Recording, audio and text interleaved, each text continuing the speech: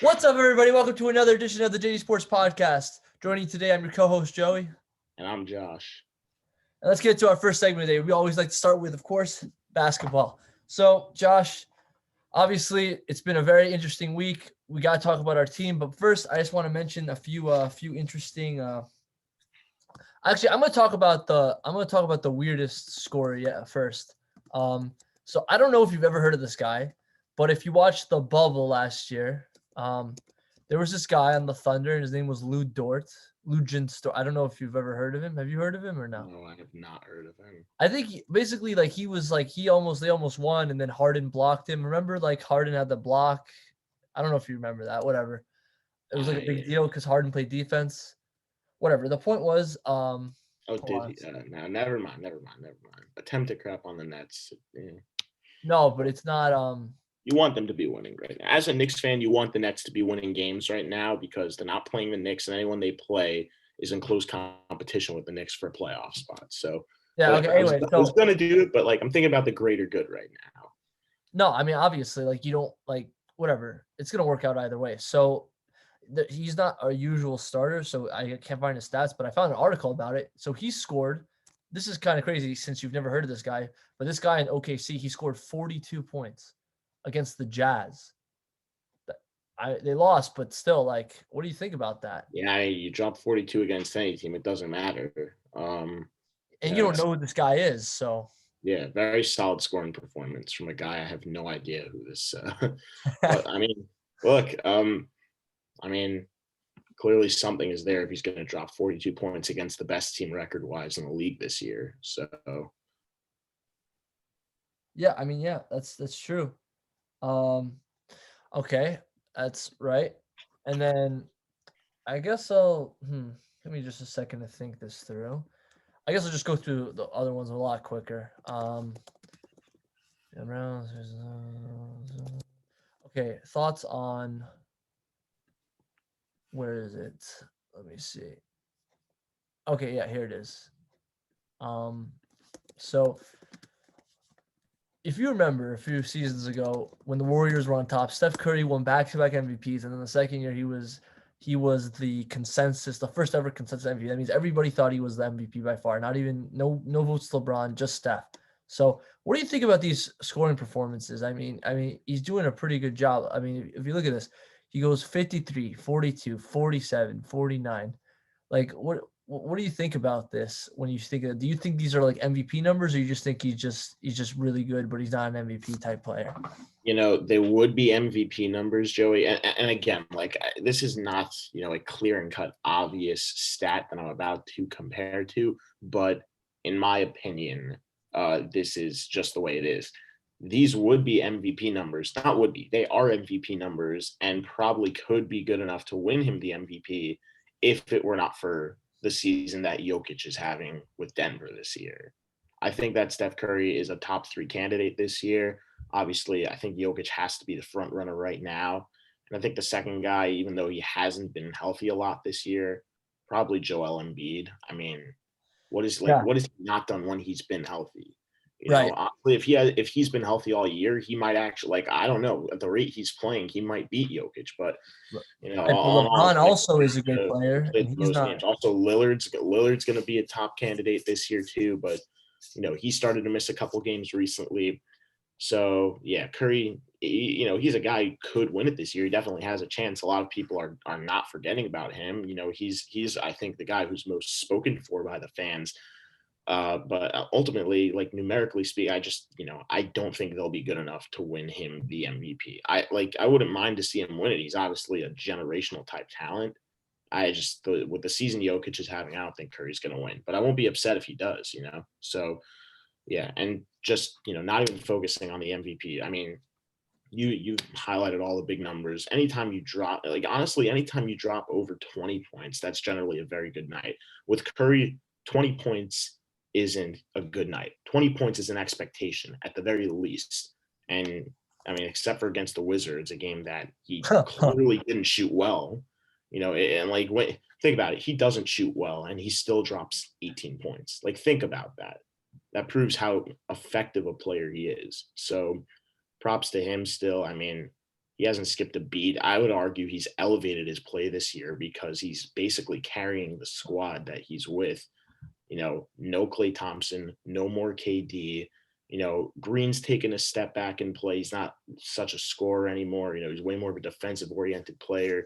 Wiggins is having a nice season though, and he's helping with the fact that Curry now has kind of a second option other than Thompson to go to because Thompson's out. And keep in mind, no more Bogut. They don't have Cousins anymore, even though that was a short-lived stint. They're not the juggernaut team they were anymore. They still have a lot of those names on paper. They don't play the same. The only one who's really the same still is Steph Curry and Klay when he's healthy. So gonna be interesting. He's carrying this team to the playoffs, and you and I both know. I know it's not related to the regular season, Joey, but when Steph Curry gets in the playoffs, he elevates his game. He's like the Nathan McKinnon of basketball. McKinnon steps his game up big time when it comes to the playoffs in hockey. I feel like Curry's going to do the same thing in the NBA with a depleted Warriors team compared to the teams he had from the 2014-15 season to the 2018-19 season. Right, definitely. He's a different animal in the playoffs, for sure. Okay, a few more stats, then we'll get into. Well, let me just since our last show, Russell Westbrook has had 3 more triple doubles. So look at that, 1, 2, 3. He's played 4 games, but he had 3 more triple doubles. But what's interesting is that but he has had triple doubles, but he's had actually like look at the amount of points he scores. It's like is that a problem? Because he gets triple doubles, but is it I don't think it's a problem. I mean, maybe for a point guard. I don't know. It depends. But this isn't a point guard. This is Russell Westbrook. This is So you might expect more points from a guy like Russell Westbrook, but at the same time, I mean, it's not like it's not like he's not contributing anywhere else. He's still rebounding a lot. He's still grabbing 20. He's still grabbing lots of assists. He's getting steals in these games. I mean, if you look at this game, he only put up 14 points, right? And he wasn't great from the field, 5 for 17. But I mean, look, he had 20 rebounds. He had 3 steals, 10 assists. That's not terrible, And might I add, though, the minutes played also obviously doesn't make it seem like it's great. But if he's an all-around contributor that night, you don't need to put up 25 points and put up double digits in whatever the other 2 categories for stats you're going to lead, whether it's steals, blocks, assists, rebounds, whatever it is. You don't need to do that, in order to get a triple double. A triple double is, it wouldn't bother me even for a guy like Westbrook, who you expect to put up a lot more points, if he just did 10, 10, 10. It just wouldn't bother me because he's contributing still. It's not they're not only relying on him to score. Right. Okay. Interesting. Do you have a different take on it? Because you seem to. Yeah, but he also has Beal. That's true. And look, the Wizards aren't a great team. I know, Westbrook's definitely not. I mean, if you look at the games before he had this skid where he hadn't broke 20 points in 4 straight games, he was dropping at least 25 points a game in 3 straight games. But look, it's not alarming to me because even though Westbrook is known to be a bigger scorer, he's known for triple doubles as well as anyone in the league. So there's not much of a question to me that he's still a very valuable player, even when he only drops. Even if he only puts up 15 points or less, if he's still getting the doubles in other categories. Okay. And so before we get to the next, I want to put an interesting article by you. I want your thoughts on this. The Denver Nuggets have just signed former Knick Austin Rivers to a 10-day contract. Well, they did it a few days ago, but what do you think about that? Yeah, no, good for Rivers. I felt bad that the Knicks released him because of the sole purpose that they picked him up. They wanted him as a depth option. They wanted him to contribute. He was serious about it at first. I mean, not at first, at first when he was actually playing. And then when they got Gibson and they started to give Quickly more time and they got Derrick Rose, they started to give him less time. So, the minutes kind of faded out. But when he played, he was very solid. And I'm glad he got his chance because when he played, not only, I mean, he was more than just solid when he played. He had some huge step ups when they were in certain situations, specifically against the Utah Jazz and against the Cleveland Cavaliers in their first game, and even against the Milwaukee Bucks in the Knicks' first win of the season. He was huge off the bench in helping to create that massive lead the Knicks eventually pulled away and won the game with. So, look, it's not tough, obviously. I mean, his dad is not tough. It's not easy. His dad is a coach in the league, and more than just what he has. In terms of people thinking of him from other organizations who want to sign him, maybe I don't know if he wants his dad's approval or something like that. Don't forget he played for his dad numerous years when, back with the Clippers. And now that his dad is coaching the Philadelphia 76ers, that's another championship caliber team. And he said he was given the option to go play there. He said he didn't want to do that. It's just a tough relationship when your dad is also the coach. He's also your dad. You don't know which one to think of, like, I don't know if you were watching the game when Mike Breen and Clyde Frazier talked about that, Joey, but right. I don't blame him. And, I'm glad he got his shot with a team that's going to be in better competition than the Knicks are. Hopefully the Knicks make the playoffs. They're very close. But the Nuggets are a little bit closer. They've and more than just closer to making the playoffs, they're closer to, getting to a final, I think, which is obviously what every NBA player's dream is to do. Especially picking up Rivers, a guy who has experience playing on very solid teams under good coaching with great players and just knows what it takes to win and work hard. He's not a flashy guy. He's not a guy who's going to drop 50 points a night, but he's going to come out there. He's going to work his butt off, and he's going to give you good quality playing time, which is something that the Nuggets need, especially now that, it's good that they get a guard in Rivers also because Jamal Murray's out. Don't forget, he's done for the year. Right. Exactly. That's a big thing. So, maybe he saw this as an opportunity also to reach. Maybe the Nuggets saw it as an opportunity for focusing on what he did with the Knicks when he was, when he was put in the lineup and when he was playing on the court, to see that he was solid. And, we're not expecting him to be Jamal Murray level. Murray's a top 10 point guard in the league, if you ask me. But Austin Rivers is a guy who can come in and be a nice number two, or even if they have their number two already, then maybe even number three guy who's still going to come off the bench more than he did in New York and give quality minutes, and he's got experience more than anything else. Yeah, I definitely gonna help because no Murray, right? I don't. By the way, slight tangent. Have you ever heard of Mike James? Random player. Nets just got him. I don't know. I thought I should mention. I did hear about him, but what's it called? Is he the guy from the EuroLeague? Yeah, he's like in Moscow or something. I don't know. I don't know. Yeah. Apparently it got him. It's a big deal. And also, I don't know if we talked about this, but the Clippers, I think they gave also DeMarcus a 10-day thing. I think we talked about it, but now he's extended. So how do you feel about that? And also, do you think that Rivers will get extended because he's also on a 10-day? So.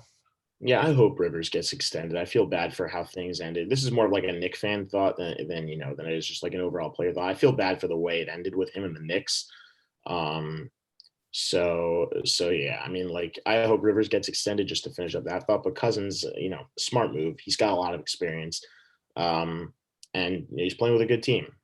So, obviously he's not DeMarcus Cousins of 5-6 years ago, but at the same time, he's not he's not completely out of it yet.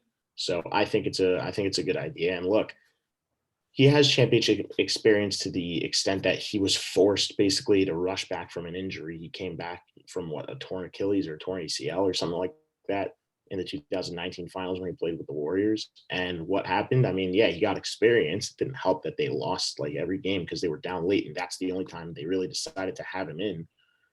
But hey, I mean, it's a great sign. Let me rephrase that. It's a great extension idea. The Clippers have a shot to go far in the playoffs. And honestly, one of the biggest things, I know I'm not trying to make it seem like DeMarcus Cousins is just a depth piece. He's still a very, very effective player. But sometimes the biggest plus you could have in the playoffs is just having extra bodies to fill in, because you never know if one guy goes extremely cold or if one guy somehow gets hurt or something like that, that you're shorthanded. It takes a lot more out on your team. And now, you guys get winded or got whatever it is. So sometimes just having an extra body there is, a huge advantage, even one guy. And especially when that one guy now is going to be Cousins for the Clippers, it's going to be that much bigger for them. Yeah, I hear you. Definitely hear you. All right, boys. Now it's the moment you all been waiting for. As we're talking right now, the New York Knicks are the hottest team in the freaking league. 9 straight W's. You know, What maybe the hell whatever. was that? I had to do it. But like, what the hell's going on? And I just want to, before we get into each game, I just want to talk about how amazing a season Julius Randle's having. 44 points against Mavericks. We always talked about that. But last week, 40 points against Atlanta Hawks in overtime. Like, I don't know if you And want might to I talk. add, he was only 2 and not just like, oh, he was like, 1 for 3 on that. Like he was 6 for 8 from 3-point range. He Man, shot he shot great. 75% from 3-point range over 8 shots. That doesn't just happen to anyone. Yeah, he was so good. And like, we're hoping that we get the 10 straight dubs, tonight against the Yeah, but Suns. look, It's this gonna is be going to be hard. the biggest one. This is going to be the hardest one to come. Yeah, this Like, is no definitely offense hard. to any other team. Like, yeah, not the Raptors. I mean, like the Raptors are, on paper they still have some solid No, I players. thought it was gonna be like Lowry, you've got Van Vliet, you've got Pascal Siakam. Pelicans are having some of their younger players have come out like Brandon Ingram and especially Zion, who really broke out in his sophomore season. The Grizzlies are having a good season despite the fact that they're not really in the playoff race in the Western Conference, but they could probably squeak into maybe that 10 or that 9 or 10 spot in the West. And even a team like the Hawks, a young and still up and coming team, I think they went out, they grabbed a veteran in Clint Capella. He's been huge for them on the boards. Trae Young is having a very strong season. Now he's going to be out for the next game or two. So maybe the Knicks can take advantage if the Hawks don't score as many points. But Collins is having a strong season, and Herter is having a strong season. Young guard as well, who's shooting the ball very well. Yeah, don't And forget Lou Williams, yes, and Lou Williams also just who was moved over there, and also the Hornets, who are also pretty close to the Knicks in the playoff race. And when they were in Charlotte, the Knicks got their butts kicked big time at the Spectrum Center in Charlotte, Carolina. It did not work out for them at all. They were slow out of the gate. The Hornets never stopped. They never took their foot off the gas pedal, and the Knicks just never found their step in that game at all. I think that final was like 109 to like 80 something. I don't know. They got blown out big time, and they returned the favor. Not necessarily. I mean, like 12 points is a nice margin to win by, and especially we'll get into who got what, but the defense in the second half, I just want to mention in that game primarily, because they had allowed 66 points in the first half, and obviously if you do the math, 97 minus 66, Joey, 31. yeah, They allowed I'm not a math guy. Don't 31 points. I'm not a math guy either, but when you allow 31 points in just the second half, after you've allowed over 65 in the first, that's a major step forward defensively. That's almost. This was the Hawks game. Which game are you talking No, about? in the Hornets game, I'm trying to think. That's almost less than half. That's just under less than half of what they allowed in the first game. They scored. I mean, not in the first game, the first half. They scored in the second half combined what the Knicks scored only in the third quarter. That's crazy. Exactly.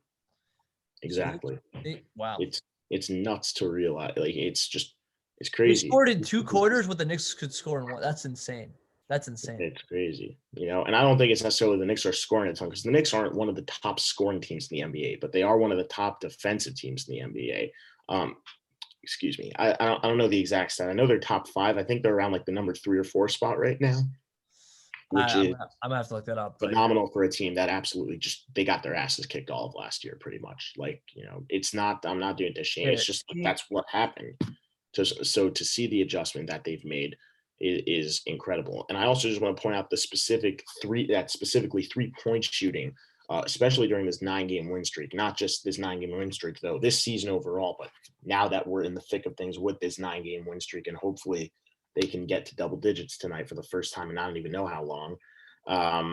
That will be absolutely outstanding. But overall, I just want like props to Julius Randle, who's raised his percentage. I think it was at like 28 last year. He's up at like 41, 42% right now. Reggie Bullock was at 30 last year. He's up to 43%. Barrett went from 32 to 35. And that was also like 2 weeks ago, and he hasn't stopped. He's probably up around 40% right now as well. And especially the guys who have come in and who kind of still developed it. I mean, like Alec Burks was never really a 3-point shooter, but he's taken a big step forward with that this year. And despite the fact that he actually hasn't been playing for the last like 3, 4, 5 straight games for the Knicks, something That's like crazy, that. by the way, because he's a huge part of the bench. He He's is a he's making a very strong case for sixth man of the year. I don't think it's going to come down to him, but he is making a very strong case. And especially Derrick Rose in his second stint with the Knicks has been strong. Gibson in another stint with the Knicks has been pretty strong. Nerlens Noel has elevated his game beyond belief with the absence of Mitchell Robinson. And even when Robinson's been there, he's been a very solid number 2 guy. And especially though, I want to just, this might be the most important, the important piece on paper for the Knicks regarding their future is Emmanuel Quickley. He's going to be the point guard of the future for them. He is the point guard. He's under control for what, another like 2, 3, or 4, like 2 or 3 years, I think. He's on a rookie contract, man. That's how you win.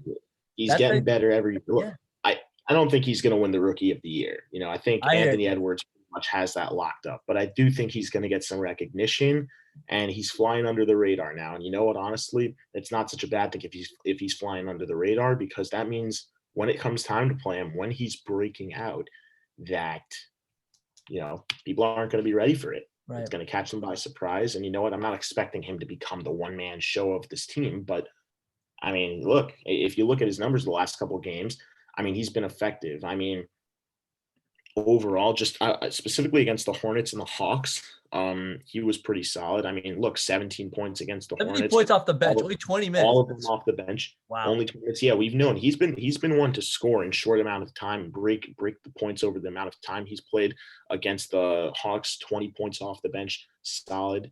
You know, Derrick Rose also, by the way, great game against the Hawks over. You know, I think it's which is really significant because he fouled out. You know. Yes, I do remember that. And on top of that, he's been around like, you know, the anywhere from like 11 to like 14 point range, 11 to 15 point range for Derrick Rose so far with the Knicks this season. He hasn't been like a very, very deadly scorer, but he has been a great facilitator with the ball. He's played with good pace. He's been great defensively. And even though he doesn't take as many 3-point shots, he hasn't been awful from 3-point range. I know it is one of the flaws to his game, but you know, he's not been terrible with it this year. He's been, you know, at certain times, actually, there have been times where he's been phenomenal with it. And it's been a huge reason why the Knicks have been able to grab a little momentum and pull away from certain teams. You know, and especially I want to point out Obi Toppin, who is getting a little bit of everything. You know, he's only playing 12 minutes. You know, he's only playing anywhere from like 10 to 15 minutes a game at most. You know, especially now that they're pushing for a playoff spot, and they, you know, they're so much closer now than they were to after they had that very good first half. At least for the Knicks, it was a good first half of the season, because if you compared what they did last year, you know, huge step in the right direction. Like, think about it. I just want to like really quickly relate the two of these things together. They already did better in the first half of this season than they did all of last year. So that was already, you know, like that was a big thing. Why? And then they came out and they lost like 6 of their first 7 or 8 games in the second half of the season. And by the way, all of them were close. That you can make an argument they should have won. They should have won 6 of 7 instead of losing 6 of 7 or 8. And yeah, all close games. I mean, look, winning 9 games in a row though, that'll get you right back in the thick of things. And plus, it's not like they were just around, like they were a couple games over 500 heading into the All-Star break. So they were only really down like 3 or 4 games after they had lost those games at the start of the second half. Not saying that's, you know, an excuse. You shouldn't want to lose 6 of 7 or 8 games, especially after you had a very strong first half. It's a good way to kill momentum. But they battled their way out of it. They got back around the 500 mark. They never really got too far behind because they weren't really ahead that much. And now we see them starting to pull away, and they're playing their style of ball they have all season, good defense and timely scoring. And they don't take their, you know, like they don't play down to their opponent if they feel that it's a worse team than them. And they fight with everything they've got against every team, but especially now the games that they're going to have to play the Suns. They're going to have to play the Clippers again. They're going to have to play the Lakers, who are probably going to be get a little bit of reinforcement with AD coming back, very possibly. So, you know, we'll see about that. So overall, though, I mean, this 9-game win streak has been absolutely magical for them, and it helps that they're, you know, that these games are at home, because I don't know if you saw the stat, Joey, but I think ever since fans have been allowed to return to the Garden, in like 16 games, or maybe like now it's 17. I don't know. Overall, I think they're like 21-10 at home. And since the fans have returned to the Garden, they're like 12-5 or something like that. Dude, the fans make a difference in this league. Like They do. it's a fact. And it helped that it opened back up when they were, when they were still like, theoretically in competition and not completely blown out of the water just yet. Don't forget that was also back in the first half. So maybe a little early to tell, but if you expected this Knicks team to be like last year, I mean, like, yeah, it was a huge thing that they came back when they were the way they were playing to start this year. And honestly, all the way throughout, they've never really gotten themselves out of place in the standings where you could say, okay, like they should just throw in the towel for this year and just, try hard again next year. You know what I mean? Like they've never been in that spot yet. I think even if they felt that way, Tibbs ain't developing, man. Like yeah, he's not doing that. He could try in a little bit if it helps him win, but he's going for the dub. he will. Look, he wants that. And if you ask me, I mean, what's the most games under 500 the Knicks have been this year? No more than like 3 or 4, right? Yeah, it's very close. Maybe maybe 5. I mean, like if it's maybe 5, especially for the Knicks compared to last year. I know I keep saying that, but this was a team that was dog shit last year. And look at them now. I mean, they're 4th in the East, and honestly, they're not even that far behind the Bucks for 3rd place. Yeah, but let's relax because I think I am relaxing, but I mean, look at them. They're 9-1 in their last 10. 9 of those wins have come straight. I mean, the Bucks would have to like implode in order. I know that implode. I mean, for 3.5 games. I mean, how many games you got? 50. That is an implode, but that is an implode for the Bucks. Losing 3 in a row would be right. That's true. I mean, look, it depends on who they play, though. I mean, if you got to play the Nets, 76ers, and and the Suns and the so they're playing the Hornets, Rockets, and Bulls. Look, the Hornets aren't a joke. They're not great, but they're not a joke. But the Rockets and Bulls are. Yeah, they are. They got to play the Nets twice. They've still got to play the Spurs, who are still a very, very. Let's just be happy with 4 and call it a day, because I am. Yeah, look, I'm especially not because I'm saying though, like now, if you actually want to think, look, the Knicks are hot, and even though they're about to play a top 5 team in the NBA this season in the Phoenix Suns, you never know. I mean, like sometimes all you need is momentum. That's what, especially with the playoffs now, like you hear this a lot about hockey, just because if you look at it, that's how it's been the last few years with whoever's won the Stanley Cup. But it goes for all sports, and this is a time that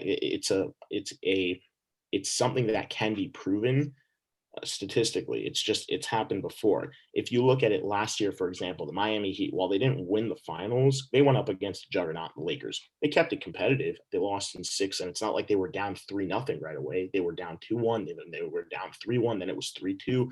They weren't out of it right away. Maybe on paper they were, but not, their play style. Like they never really got blown out right out of the gate. So with that being said, though, even though they didn't win the finals last year, they were like the 5 seed last year, and they didn't go to the final because they were such a great team seed wise coming into the playoffs. They were, like they went to the finals because they had a lot of momentum. It's the same thing that's happened the last couple of years.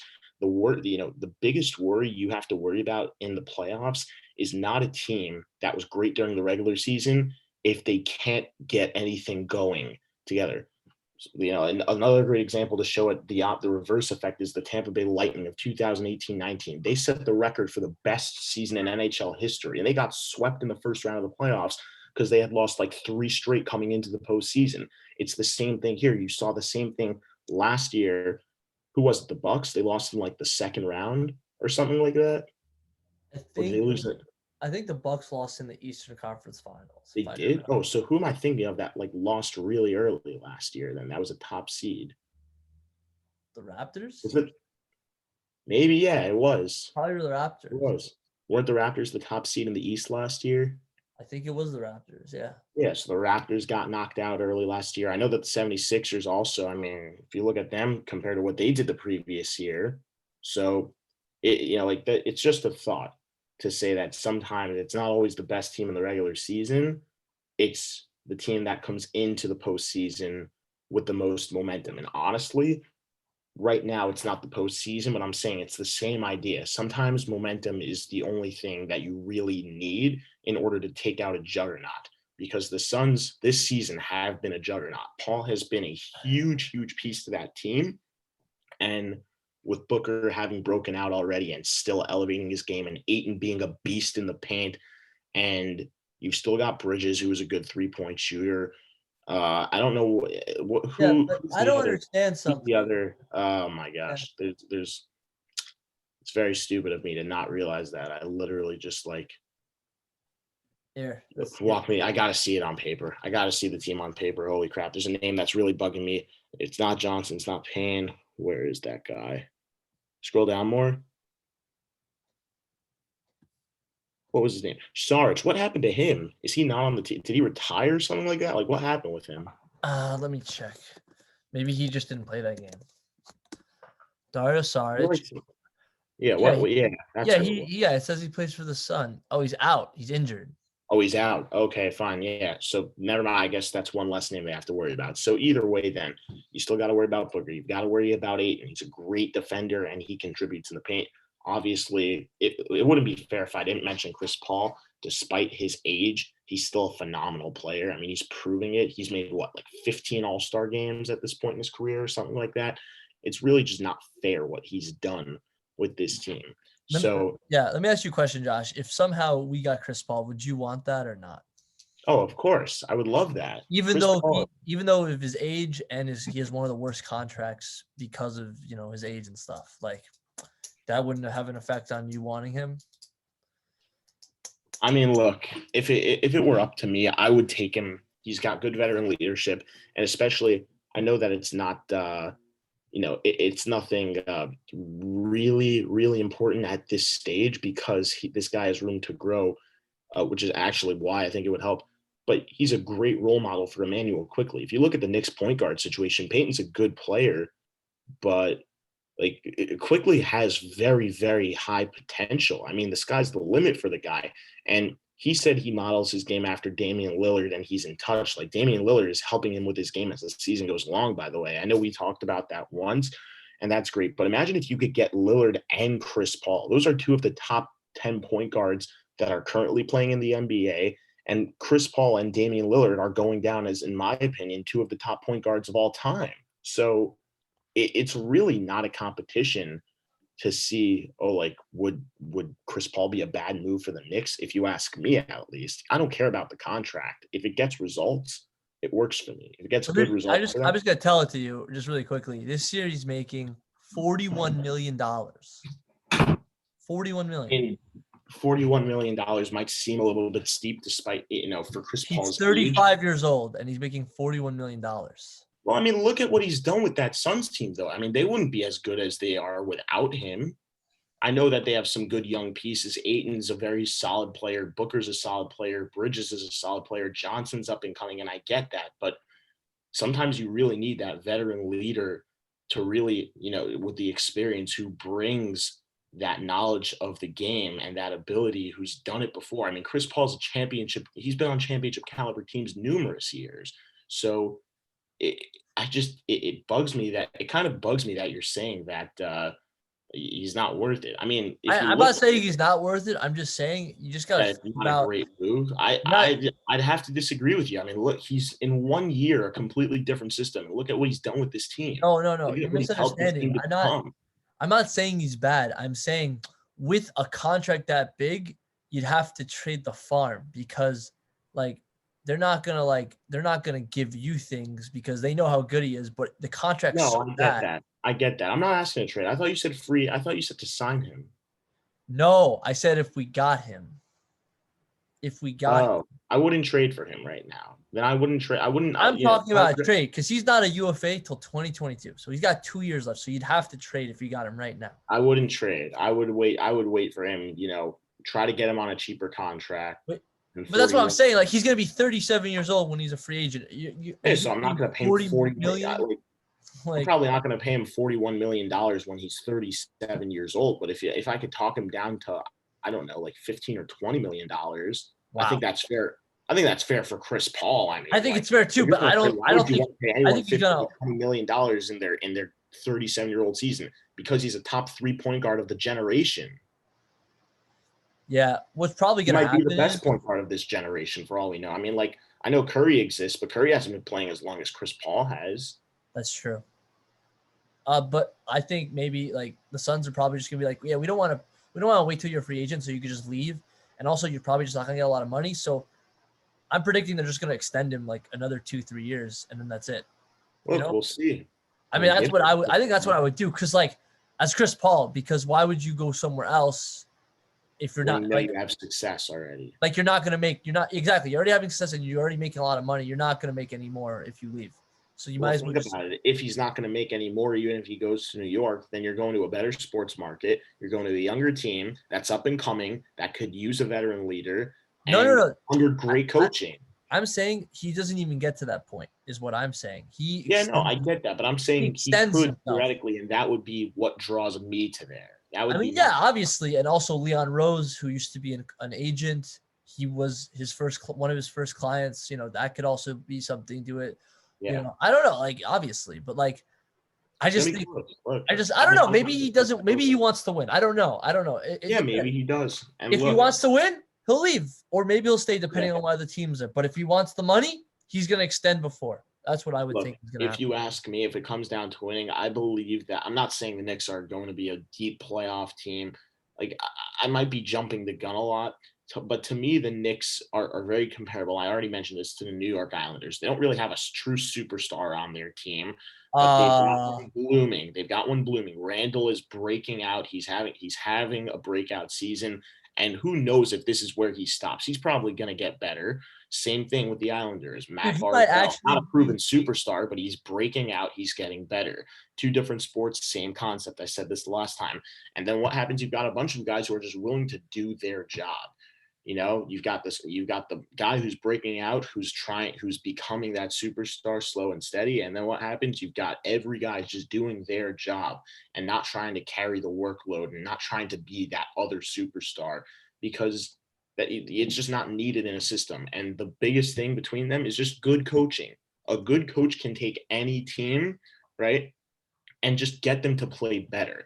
Now, with both the Islanders and the Knicks, it's taken them to the playoffs. You know, I mean, not the Knicks yet, but very likely it will take the Knicks to the playoffs. And I'm not expecting them to win the NBA Finals, but I'm expecting them to at least put up a fight, you know, especially if they can win a round. You know, I'm not saying they're going to sweep their opponent like the Islanders did. I'm not saying that they're even going to win their first playoff series like the Islanders did. But I am saying that they have a fight similar to what the Islanders had in hockey. It's the same idea, in the same system, just, good defense. We'll worry about offense when we could take advantage of it. And the coaches, they're both two very good defensive-oriented coaches. I know two completely different sports, but the concept is exactly the same. I disagree just for a few reasons. Number one, the Islanders like to risk everything. When it comes to the trade deadline, I'm talking about the first year, just the first year. I'm just saying they'll tear away their future to win now, and it might not even do anything for them. The Knicks could have done that, or they have done that in the past. They are not trading anyone. It's not happening. And that's it. They made one trade this year. You know who that was?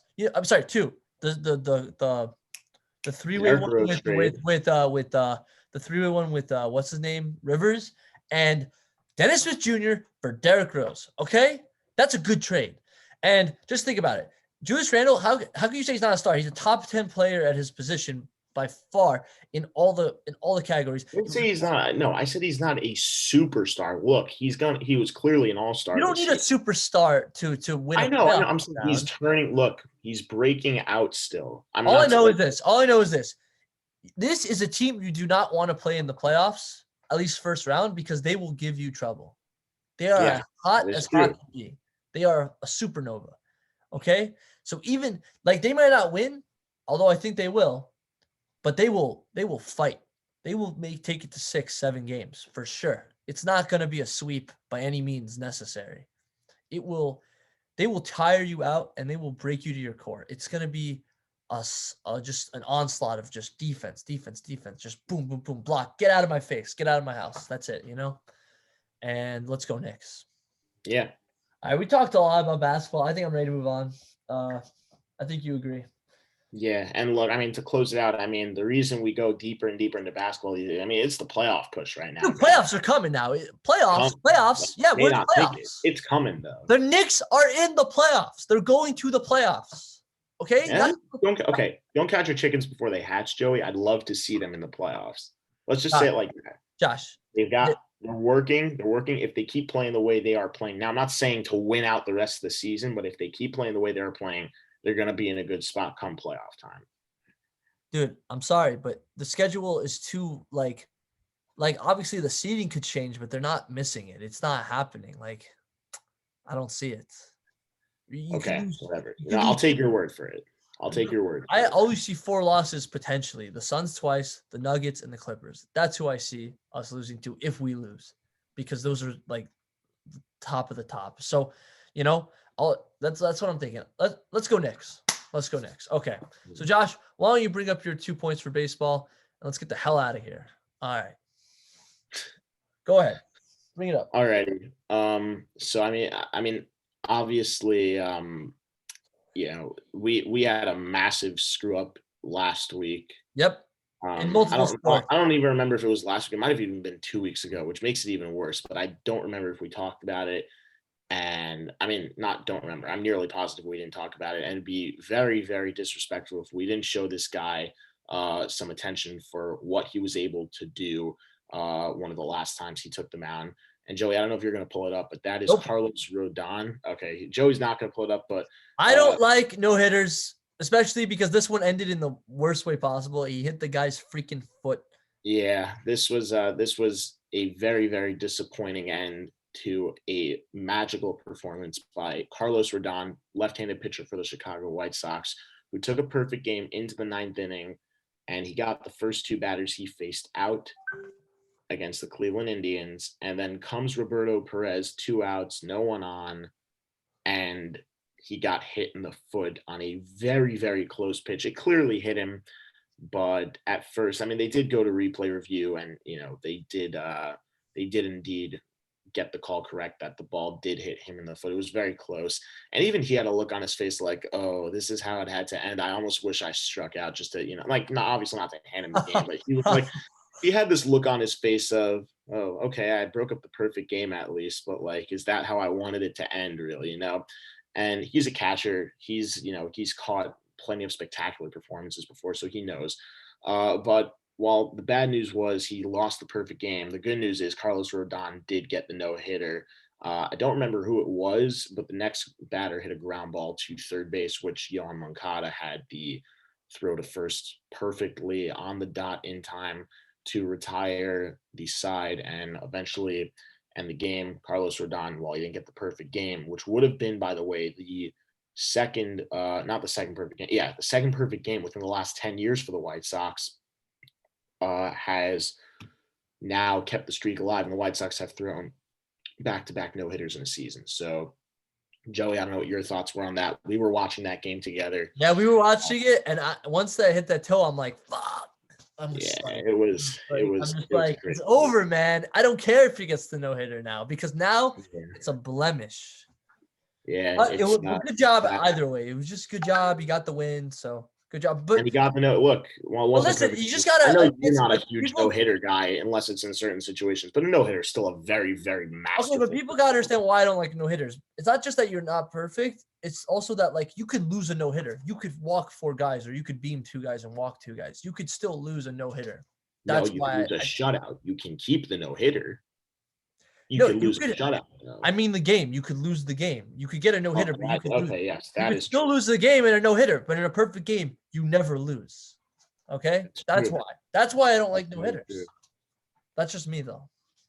Yeah, I hear. And look, I mean, still props to Carlos Rodon, because even though we didn't get the perfect game, I mean, he still got his foot, man. I know. Even though, like, the mentality that he had to not lose himself, even though they were up like 9-0 at the time, to not lose himself and not get flustered, to focus and just finish the game. Very well done by him. That's the first thing. The thing, though, obviously, like, there was some MLB history made, for those who don't know, by the Mets. And Joey knows how I feel about the Mets, and I know how he feels about the Mets. So his initial reaction was just to say, F it, get it over with so I don't have to hear this garbage anymore. Because for some reason, he just can't stand to contemplate the fact that Jacob deGrom is indeed the best pitcher in baseball. Yeah, I'm saying it to your face, okay? And you don't have anything to say about it because you can't argue these stats. All I know is that Jacob Bauer deGrom won Cy Young. has That's all I become know. the best. What? You let me finish or not? Sorry, yeah, go ahead. Jacob deGrom has now become the first pitcher in Major League Baseball to strike out 50 batters within his first 4 starts. That is unheard of. And in the process, his ERA is at 0.31. 0.31. That is absurd, and that is beyond what we expect from him even. Jacob deGrom is a great pitcher. You're going to get a lot of strikeouts. You're going to get a lot of innings pitched, and you're going to get quality starts. The one thing you're probably not getting with him is wins. And the other thing you're not getting with him is an ERA under point 9, which is what he finished with in that ridiculous year. Or not, no, sorry. It was 0.1, not 1 point. It was 1.72, I think, something like that in 2018 when he had that absurd year. And there was a stat line that went out, Joey. I don't know if you remember this, but if the Mets would have scored 1 run in every start for Jacob deGrom, he would have been 29-1 or something that year. If they would have scored 2, he would have been 30-0 in 30 starts. 30 starts on the dot. Instead, what was his record? It was 8-11 with a bunch of no decisions. Just think about that. I'm just saying. I know it's not now, but regarding the ERA, all in all, though, he has set the bar once again. And aside from the fact that he's now the first player in baseball history to do this, specifically his last 3 starts, he has struck out 14 or more batters. And he's the 3rd player in Major League Baseball history to do that. The other 2 guys being Garrett Cole, who was not a Yankee at the time, but in 2019 when he was an Astro. And who's the other guy? I don't remember, but it's not close to this time. Probably Morton or Verlander. No. I don't even think it came in the 2000s. It was in the 1900s. I'm nearly positive. Oh, I don't know, man. I don't know if you want to check. I don't know if you want me to check that stat. I'm kind of curious to remember who it is. You can check. I don't really care. But yeah, bottom line being, if not, obviously not the other 2. He joins a club of unique 3 pitchers. Cole is not the best pitcher in the game these days, but he's at least top 2. Not top 2. Maybe he's at least top 3. Probably number 2. And I think the other one might have been maybe Bob Gibson, honestly, or maybe even maybe Nolan Ryan. I think it was Nolan Ryan, actually. That would make sense if it was Ryan, who's I don't best know. It could be anyone. It could be Ryan. It could be Nolan Ryan is the best strikeout pitcher of all time. It could be Koufax. It could be a lot of people. I think it's probably Nolan Ryan. I think that's the guy it is. And okay, then it's Nolan Ryan. Look, when you associate yourself with a guy like Nolan Ryan, that's pretty damn good regarding strikeouts, at least. Ryan's the top strikeout pitcher of all time. Is anyone going to break his record, do you think? Probably not. No. Some records. Yeah, so there you have it. It's crazy. It's crazy to think. It would take a long time. So it would take a long time. Yes. And the other thing, Joey, I just quick tangent here, but I heard this from Fuzzy. And if Fuzzy says this, it might be pretty legit, or it might not be the stupidest thought in the world. Could Jacob deGrom theoretically be the best player in baseball? I know Mike Trout exists. I'm not denying that. But just if you look at what he's done, also as a hitter, he has the Mets' highest batting average this year. And I know he's only playing one. You realize that's kind of pathetic, right? I know it's kind of pathetic. Look, he's hitting 500 something though. What the fuck, man? To be fair, Nimmo's batting 4 something also. Nimmo's on fire also. Yeah, but that's also embarrassing. Over Conforto, Lindor, and Alonso. Look, Alonso's that's pathetic, not man. That's pathetic. Alonso's not a guy, to be fair, you don't expect Alonso to hit 300. You might expect him to hit 40 plus home runs, which, by the way, he's off to a tear so far. He's got 5 home runs, and he hasn't played every game either because Dom Smith is sharing time with him at first now. But yeah, because you don't have a fucking DH. NL. Yeah, you know what? I'm happy we have deGrom hitting, though, because deGrom is hitting better than every Yankee player also, that means. So.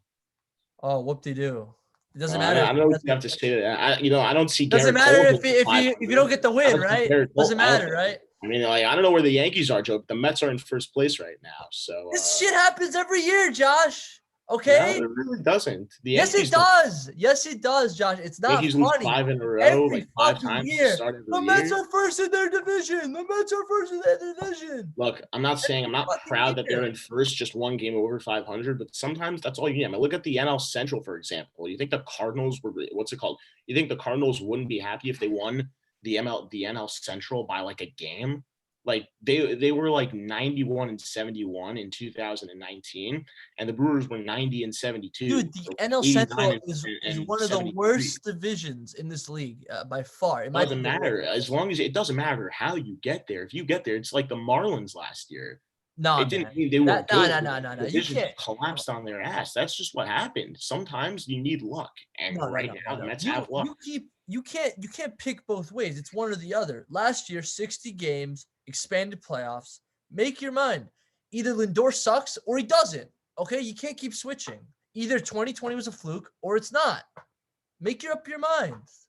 Look, I'm not arguing like on like specific player stats. I'm just saying like sometimes you need luck to be in a certain situation and for it to be in your favor. Okay, then say it's luck. Don't say it's skill.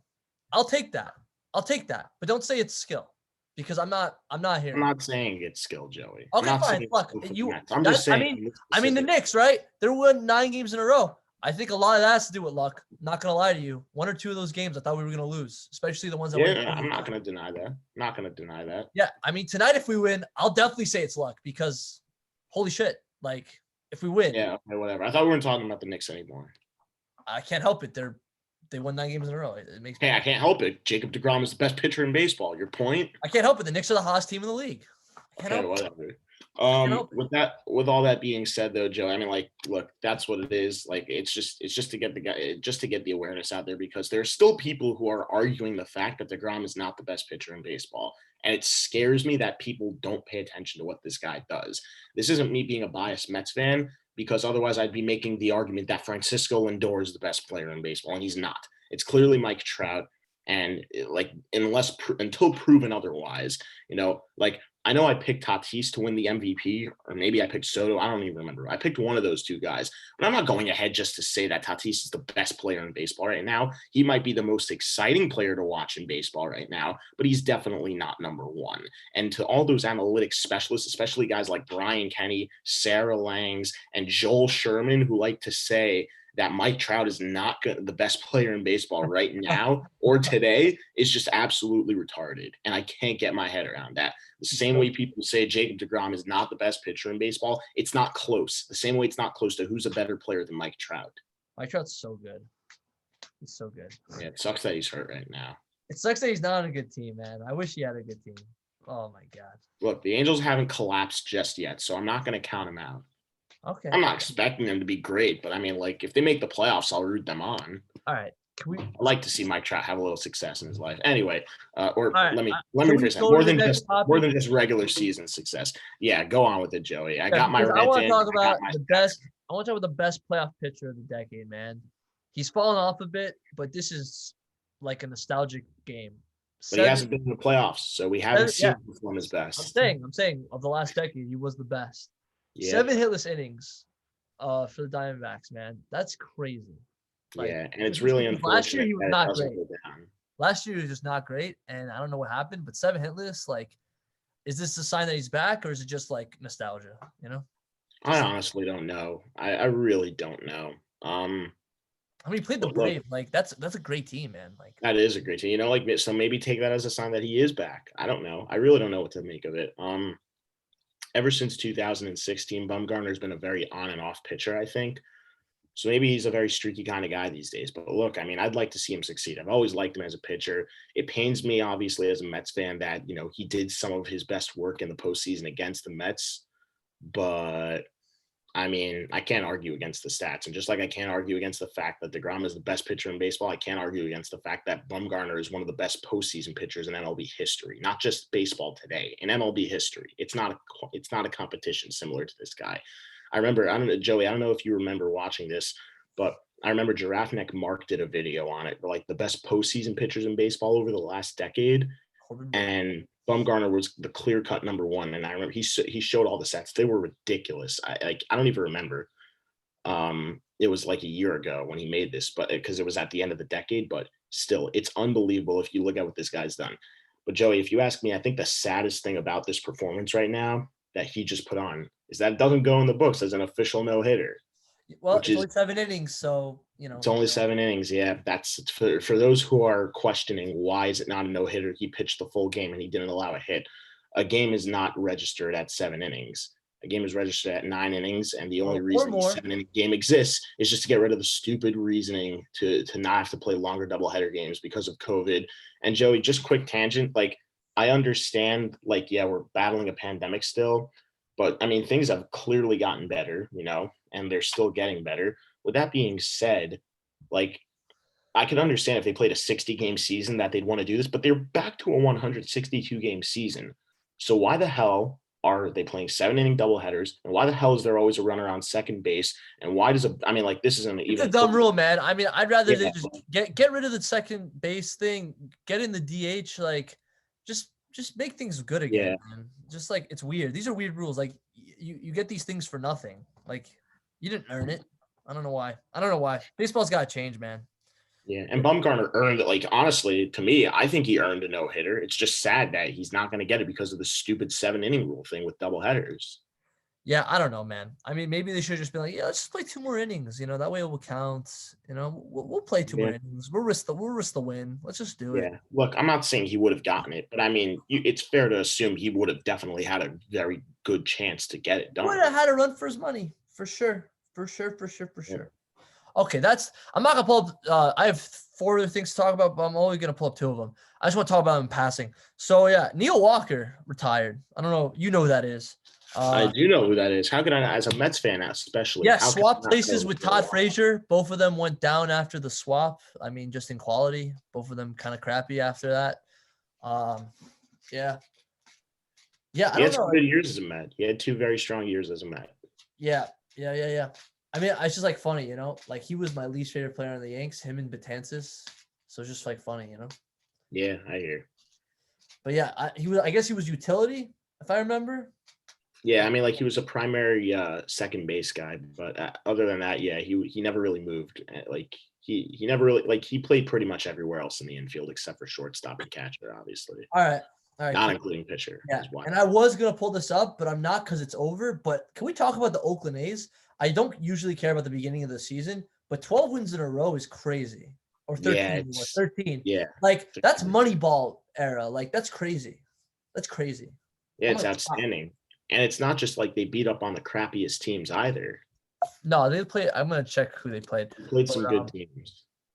Yeah, let me just see quickly.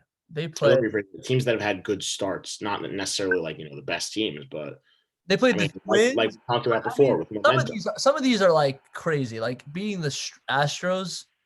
Yeah, they're still a good team on paper. Beating the Dodgers and the Astros make me happy, but then again, they played the Diamondbacks and the Tigers and the Orioles.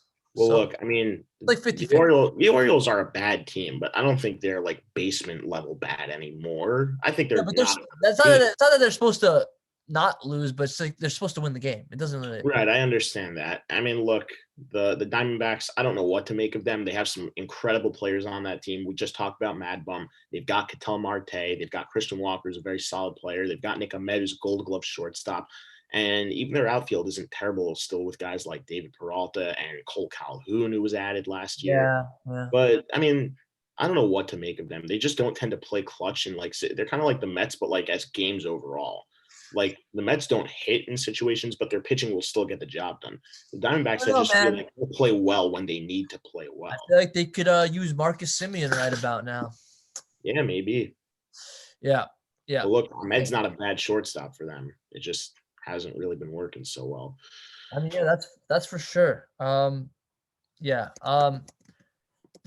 Okay, and there's 2 more things. So the first thing was this. You probably saw this on Fuzzy, and I saw this. I'm like, yeah, I think he's cheating a little bit, or we're not sure exactly.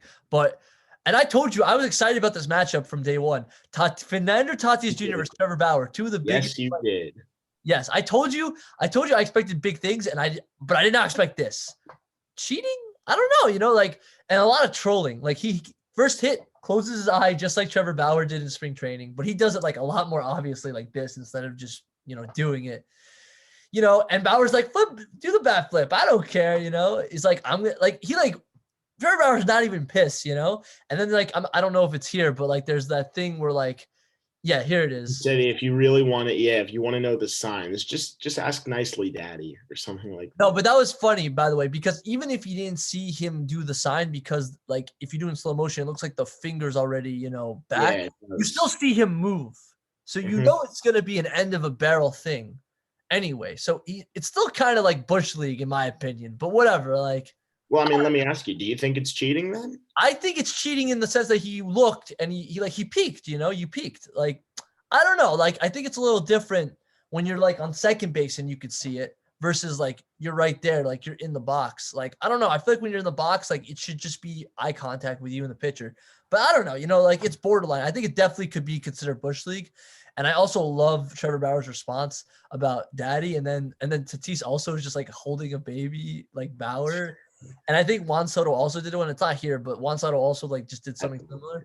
Like, I'm just like, this is awesome, man. Like, this is like the bet, like, because you already knew Dodgers Padres are gonna be a rivalry, but now it's like you have a face. You have a face to All it. right.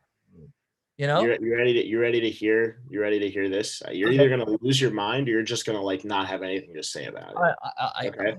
All right. Not cheating. It's not cheating, and Okay. I'm gonna tell All you right. why. Okay. Okay. I'm gonna tell you why. Okay. Okay. One thing to do what the Astros did and use technology. If you steal signs, right, in any way, shape, or form, that is strictly just with the human mind and with bodies and men on the field, completely legal. And if anything, I want to make the argument that it was just terrible protection by the Dodgers as well. Because why? Austin Barnes not paying attention. He's not looking up at Tatis. A lot of catchers do that. A lot of catchers, before they give the sign, are always looking up at the batter to make sure That's true. they're headed, make sure they're looking at the But he pitcher. did look after. You do see him look. You know what? Looked after. Guess what? He should have been more aware of it. That's true. Not You know what? Tatis's problem for seeing the signs. That's Bauer's catcher's problem for not being aware enough. That's true, man. Negligence is, I mean, I'll give you that. But as long as we agree what the Astros did was terrible. Oh yeah, absolutely. Look, Because I know you like them and you don't have a big. Hold up. I dropped numerous players. Like I've lost all respect for a lot of those players who were part of that. Even Springer, who you wanted in the offseason? Yes, even Springer. Look, I'm not saying I would have been proud. I wouldn't have denied Springer to the Mets. Like, he's still a great player. He proved last year he didn't need the sign stealing scandal for him to be a great player. He was the only one who really kept form the entire season, other than Brantley. But other than that, I mean, yeah, but Brantley, I don't have a beef because he wasn't there then. Yeah, he wasn't there. But I can't forgive Altuve for that. And it showed it showed almost the entire regular season that he clearly had some kind of benefit from it. Carlos Correa was injured, so it's kind of tough for me to tell, but I'm not excusing him from it.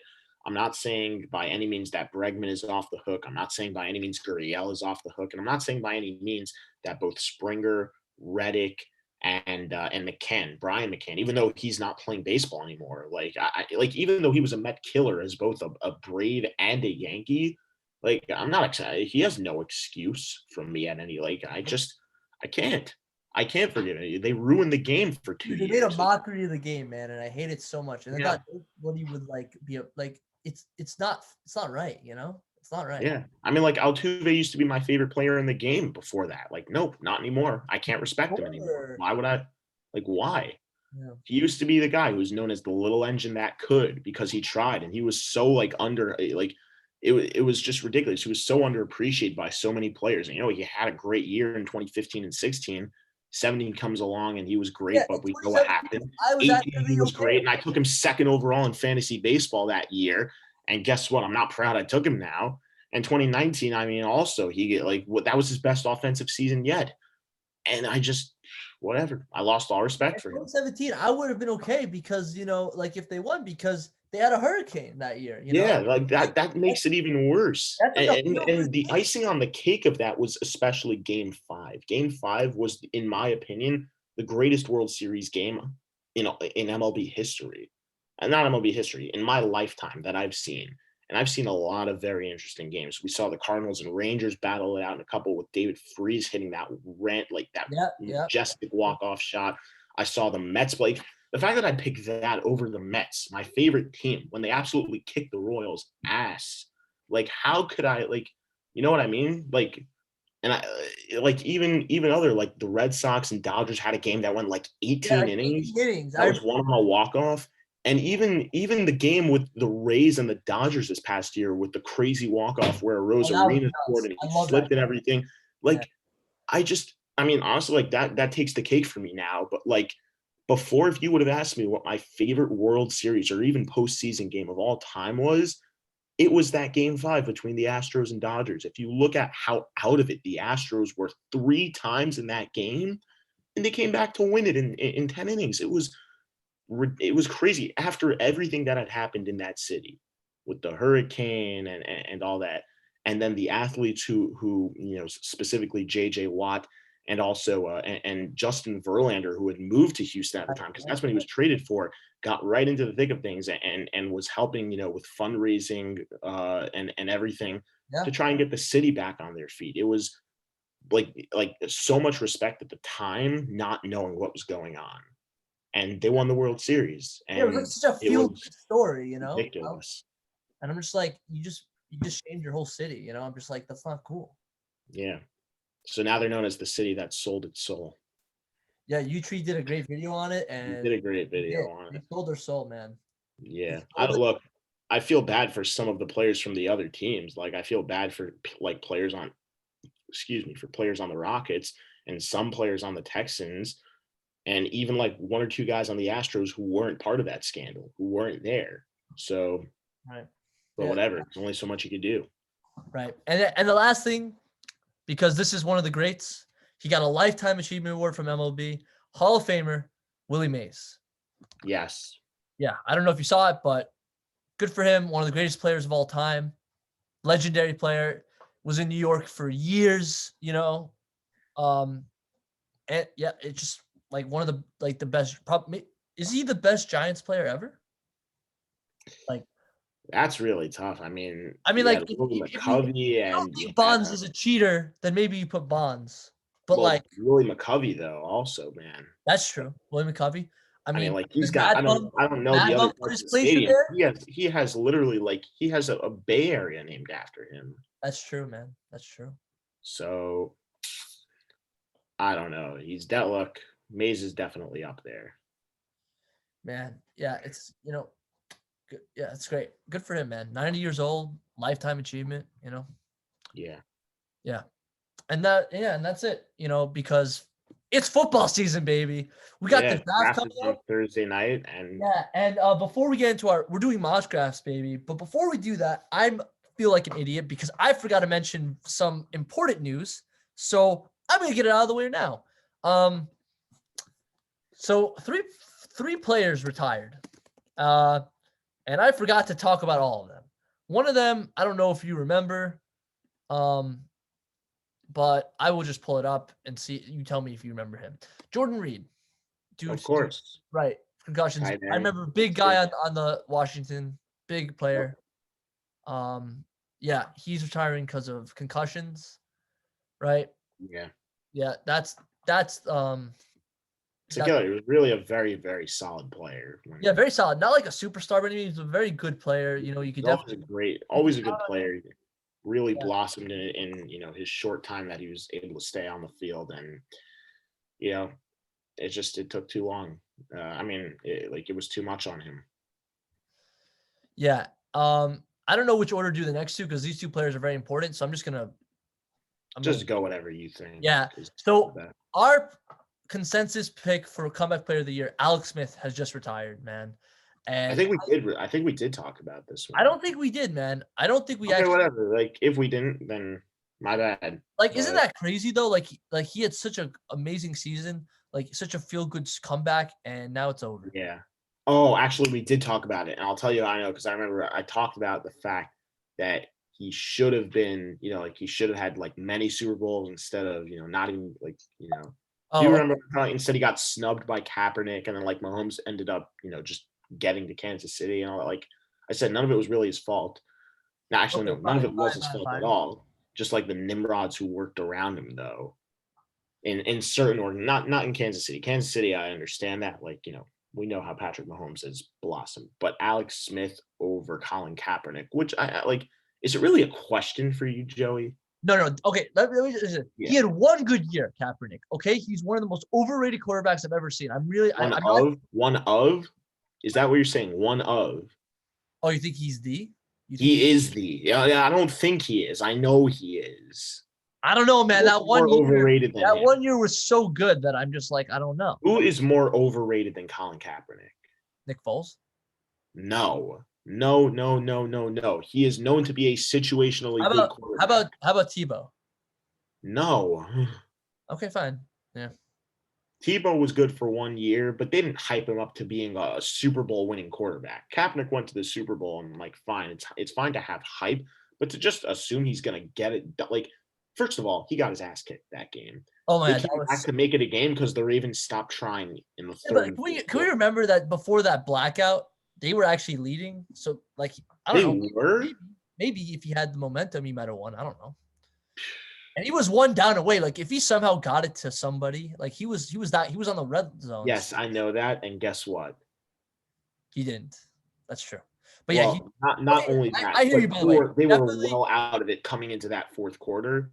And guess what, Joey? The Ravens just let up. Dude, that defense, one of the best, man. Ed Reed, Terrell Suggs, Ray Lewis. And it's so funny. What a legendary Super Bowl just because it's two brothers, I think that's the Yeah. game that made Jim Harbaugh go back to college. He's just like, I can't do it. I can't even beat my own brother. He's just like, shit. Yeah, it definitely. But yeah, for sure. I think Alex Smith would be the most screwed quarterback in the league because he, because of being played by Kaepernick and Mahomes. But I think he should be the worst. But there's actually one person that trumps him, I think, and it's Tyrod Taylor. Because Tyrod Taylor's been replaced 4 or 5 times. Like Josh Allen, Justin Herbert. Okay, great. Colin Kaepernick is one of the biggest cocks in NFL history. Yeah, I mean, honestly, he borderline ruins sports if depending on your ass. He just by bringing politics in there, dividing the nation, just he should have just done whatever he needed to do outside the field, man. He shouldn't have. So I think everyone could agree what he did was just too much. There's a reason he's not playing. He was overrated, but also he did too much, man. Way too much. Big cuck, big one. Yeah. Anyway, even if I did talk about this, I definitely did not talk about this one because I think I would have remembered, but maybe I did. I don't know. You tell me. So we all agree that the Patriots run was a 3-headed monster. It was Tom Brady, Rob Gronkowski, and Julian Edelman, and he is also retired from the NFL. Yes. I don't think we talked about this. And there's two things I have to say. Two things I have to say before you talk. One, holy crap, he's gone. Belichick's screwed, potentially. I don't know. He did have a good offseason getting Jonnu Smith, Hunter Henry, and Matthew Judon, but he doesn't have a quarterback or a wide receiver. So, actually, he got Nelson Aguilar, but I don't think that's the same level guy. And number two, is this a prank, Josh? In the sense that, is he just going to go to Tampa in a few months? I don't know if you saw Scooter Magruder. He does, parodies, and he's literally, Tom Brady. No. Yeah, but, do you think it's, he's done? Or if you do, what do you have to say about his career? Because he had a hell of a career. 3 Super Bowls, MVP. Here's what I'll say about his career. Phenomenal player. He did it all. He returned punts. He worked on the special teams, not only as a punt returner, also as sometimes a gunner and a tackler. He played quarterback when before he got to the NFL level, and he blossomed into a phenomenal wide receiver, one of the most underrated receivers in the game, if you ask me. And it was oh, who the heck is this? It's not Calvin Johnson. It's not Antonio Brown. It's not OBJ. It's not Julio Jones in the Super Bowl or in the AFC Championship game every year. It's Julian Edelman. Who the hell is this guy? So it's really. I didn't know who he was a few years ago. I'm just who is this? I knew Gronk. I had no idea who this guy was.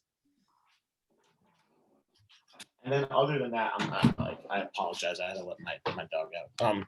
In terms of what else there was, his work ethic, other than just the fact it wasn't even he wasn't just a speedy guy was a good route runner. Like you could tell what he did. Also off the field, I know he was on Ellen and he did the Ellen show once, and he did like a charity thing where like he got to shave his beard, and like if they did it, like they would donate 10 grand, and he said, well, I'm going to double it if like I'll pitch in too. He and this is like also as like a figure, like not even like a charity thing off the field, but also like his concern for for like equality in the world, like especially against anti-Semitism. I know he was big against speaking out against for sure. against What's his name from the the Eagles? post by Deshaun Jackson, Right. and he even had something to say about what's his name, Myers Leonard also, he said Myers Leonard with the Heat. Before he got moved, he had something like athletes have a lot to say regarding, like, even if they're not in the same sport, it's just something you tend to notice. So he has saying in those two incidents, and not all of them were out. I mean, like Jackson was football, but I mean Leonard wasn't. So like good to see him speaking out against against like these public humiliation comments and everything like that. And other than that, I mean, in terms of do I think it's a prank? Do I think he's going to Tampa? Would it surprise me if Brady convinced him to come? Absolutely not. If he could get Gronk, he could probably get anyone. Exactly. I thought Gronk was done. Like I actually don't think that. I don't think that element we'll see. I think, like, look, he's also gotten banged around and beaten up a lot. He's taken. Yeah, but so did Gronk, and I thought he was done. So look, it wouldn't surprise me, but I don't think he is. Okay. I'm not saying it wouldn't surprise me because I expected that, but I'm saying because Brady's already done it before. So, like, he could probably do anything at this point. And they have a proven squad there. I mean, they just won the Super Bowl. So if they get him, I don't know how I'm going to feel. I don't know if I'm going to be happy or sad. Or I don't know. I wonder how U-Tree is going to feel. He's going to be like, I don't know if he said something already, but yeah, like, he's going to be like, fuck. It's like, and maybe he'll be like, at least he's out of that. Quarterback in a year or two. So, imagine Brady retires and then Edelman's the starting quarterback. That won't happen. Yeah, I know it won't happen. That probably won't happen. But look, I mean, he threw a touchdown in the playoffs before. So that was crazy. The trick plays that the way they used him was just so. Yeah, he was all around phenomenal player, and I mean, Julian Edelman, we wish you the best of luck in retirement if you ever see this. Yeah, man, enjoy it. He's not going to see this, but I mean, like, you take your chance. Yeah, enjoy it. All right, 2 more pieces of news, and then we're doing our mock draft. Okay. Number 1, this happened like the day after our show. The Steelers gave Mike Tomlin a 3-year extension, Josh. Reaction. Honestly, I don't think there could have been a better move. He's a phenomenal coach. We've talked about how he's one of the top 3 coaches of the last. Yeah, by far, man. Him, Reed, Belichick. They're all, yeah. You could put Bruce Arians in there now, maybe. Yeah, you could. You could also give an honorable mention, I think, to John Harbaugh. Yeah, for sure. John Harbaugh's fantastic, But yeah, I mean, like Mike Tomlin is, he's in another class. He's in a class by himself, not by himself, but with those other 2 guys. I kind of feel bad for the guy now because now he's stuck with he still has the drum. He still got Corvette there. I thought Corvette was getting out of there, and I thought he would finally be free, No more Brown, no more Bell, no more Corvette. But yeah, I don't know. Hopefully, got to deal with Dwayne Haskins. Yeah, he's gonna have to deal with two interesting. Yeah, I don't know, man, but he's a professional, so he'll make the most of it. I mean, before they imploded, they had 11, 12 games in a row they won. 11-0. But at the end of the day, we all knew how they were going to lose. We all knew it was going to happen. We all knew it was going to happen because everyone fully expected them to just shit the bed. There wasn't because with every play, when you shames his own team, it's legit. Exactly, and that's the biggest Steelers fan I know, and I know a lot of Steelers fans. They're one of the most popular fan bases in the NFL, and that's he's the biggest one. So when he's calling you out, you're done. You're done. I remember he was so happy that they were winning 12 games. He's like, ha, there'll be no more days of our Steelers. No more. And then this happens. And then and absolutely nothing happened Thursday night. Absolutely nothing. And then you hear the music and you're like, yep. Oh boy. So yeah, I mean, Tomlin, good luck to you, buddy. You deserve it, but also good luck. There are yeah. Good luck. Okay. And then the last thing I want to talk about is something that makes me a little sad because, it hits a little home as a Giants fan, but, well, kind of. So here, let me just pull it up for you. We know that we had a very good offseason, and we signed a lot of guys and addressed a lot of positions by far. And one player we had that was unsigned until now was Wayne Gallman, and he just signed a deal with the 49ers for 1 year. What do you think about this, Josh?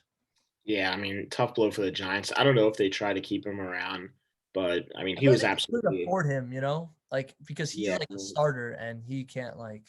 he was absolutely outstanding, especially in the second half of the season this past year for the Giants. He was a big reason why offensively they had anything, because Daniel Jones was just god awful this past year for a lot of the season.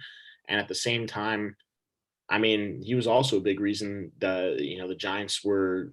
He was a big reason the Giants won a certain number of their games. He was huge against Tampa, so they didn't win that game, but he made an impact against Philly in the game that they won. He was huge against the Seahawks. He was Yeah. huge. He was really really good for them this season, and he really proved that he could be, I think, a number one running back on a team. Not any team necessarily, because obviously you've still got your Christian McCaffreys, your Saquons, your Alvin Kamaras, and even the guys who are starting to break out, like J.K. Dobbins, who's going to have a very, very nice career. And who's the guy on the Jaguars? I don't know. James Robinson. Yeah, I don't know. So yeah, they're gonna have their guys, and also Naeem Hines and Jonathan Taylor, all those guys. So you have your guys who are starting to break out, but Gallman's going to be a very, very solid running back for the Niners. I think they're a team that thrives off of the run game. They've got a good offensive line. I Right. know I it don't know didn't if you help with the see pass. here, but just sorry to interrupt you, but just quickly, I don't know if you see on the side, it says right here they're exercising the future option on Mike McGlinchey, one of their best O linemen. So definitely gonna help Gallman get through. Yeah, definitely. So look, I wish him all the best. He deserves a spot. He deserves a That's a number one role. competitive team with the running back. They got who they have. Do they still have Tevin Coleman? They got Tevin Coleman, Jared. I don't know, but you got Mostert, you got Coleman, you got Gallman. I don't know if they still have Jerick McKinnon. I might be wrong about that. And Matt Breida. And no, Breed on the Dolphins. Oh, okay. So McKinnon's a free agent, so he's gone probably. No, then I don't know. Okay, so yeah, it will be a three-headed monster again. It will be not Coleman. Coleman? Yeah, it'll be Coleman, Yep. Mostert, And Mostert and Gallman. Yeah. That's still a very, very good. And Brady's on the Bills, not the Dolphins. He played for the Dolphins. He's on the Bills now. Oh, he played. Yeah, that's where he was last year. Right. Okay. I actually forgot. There's something really important I mentioned before. I have one more thing. Sorry, before the draft. So we talked about the Chiefs were probably the most perfect team going to the Super Bowl. Obviously, the Bucks could have been there too, but they had two flaws before, and we know what they were. It was their two best O linemen who got injured. It was Mitchell Schwartz, their left guard, and Eric Fisher, the left tackle, blindside.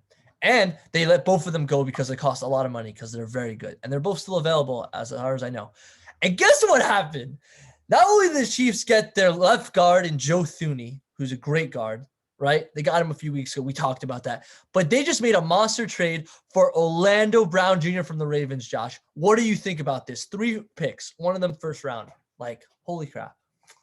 What do you think? Seems like they know they're in a win now situation, and they've got their young guys. Some of them are extended, some of them are not. But even for the guys who are going to have to walk in a couple of years because they won't be able to pay everyone else, trying to supplement that with draft picks, and that's the best way to do it without spending any money. So great trade for them. I'm sure they're going to make it work. And, they do something as well as almost any organization in the league, and that is developed their players, especially coming into training camp during the offseason. They work hard, and they've got a great coaching staff. They're led by Andy Reid. On defense, they've got Spagnuolo.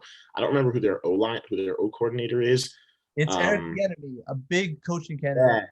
Yes. He hasn't got a job yet, which is crazy, but yeah, for sure. And you know that they're going to be willing to pay certain guys if they step up because, Patrick Mahomes just signed the richest deal in sports history. So. And he deserves every penny, but yeah, for sure. Yeah. I mean, I just think this means they're back. Like they had 2 weeks. I didn't think they were gone by any means. I thought that game they were gone because they had to basically shuffle everyone around.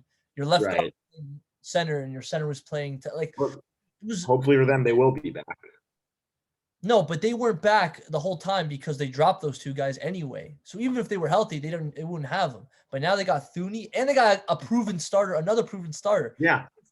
Instead of like banking like on the fact that you might draft a good guy, like I'm saying, like, you yeah, already got a proven guy. I'm Like, saying even with the absence of Schwartz and Fisher, I didn't think they were completely out of it. I still thought they could dude, easily come be a on, man. playoff team. You need a good, you need a solid O line in order to win. I know you need a good O line, but look, like they only had one game to figure this out. They'd have 17 to figure it out here.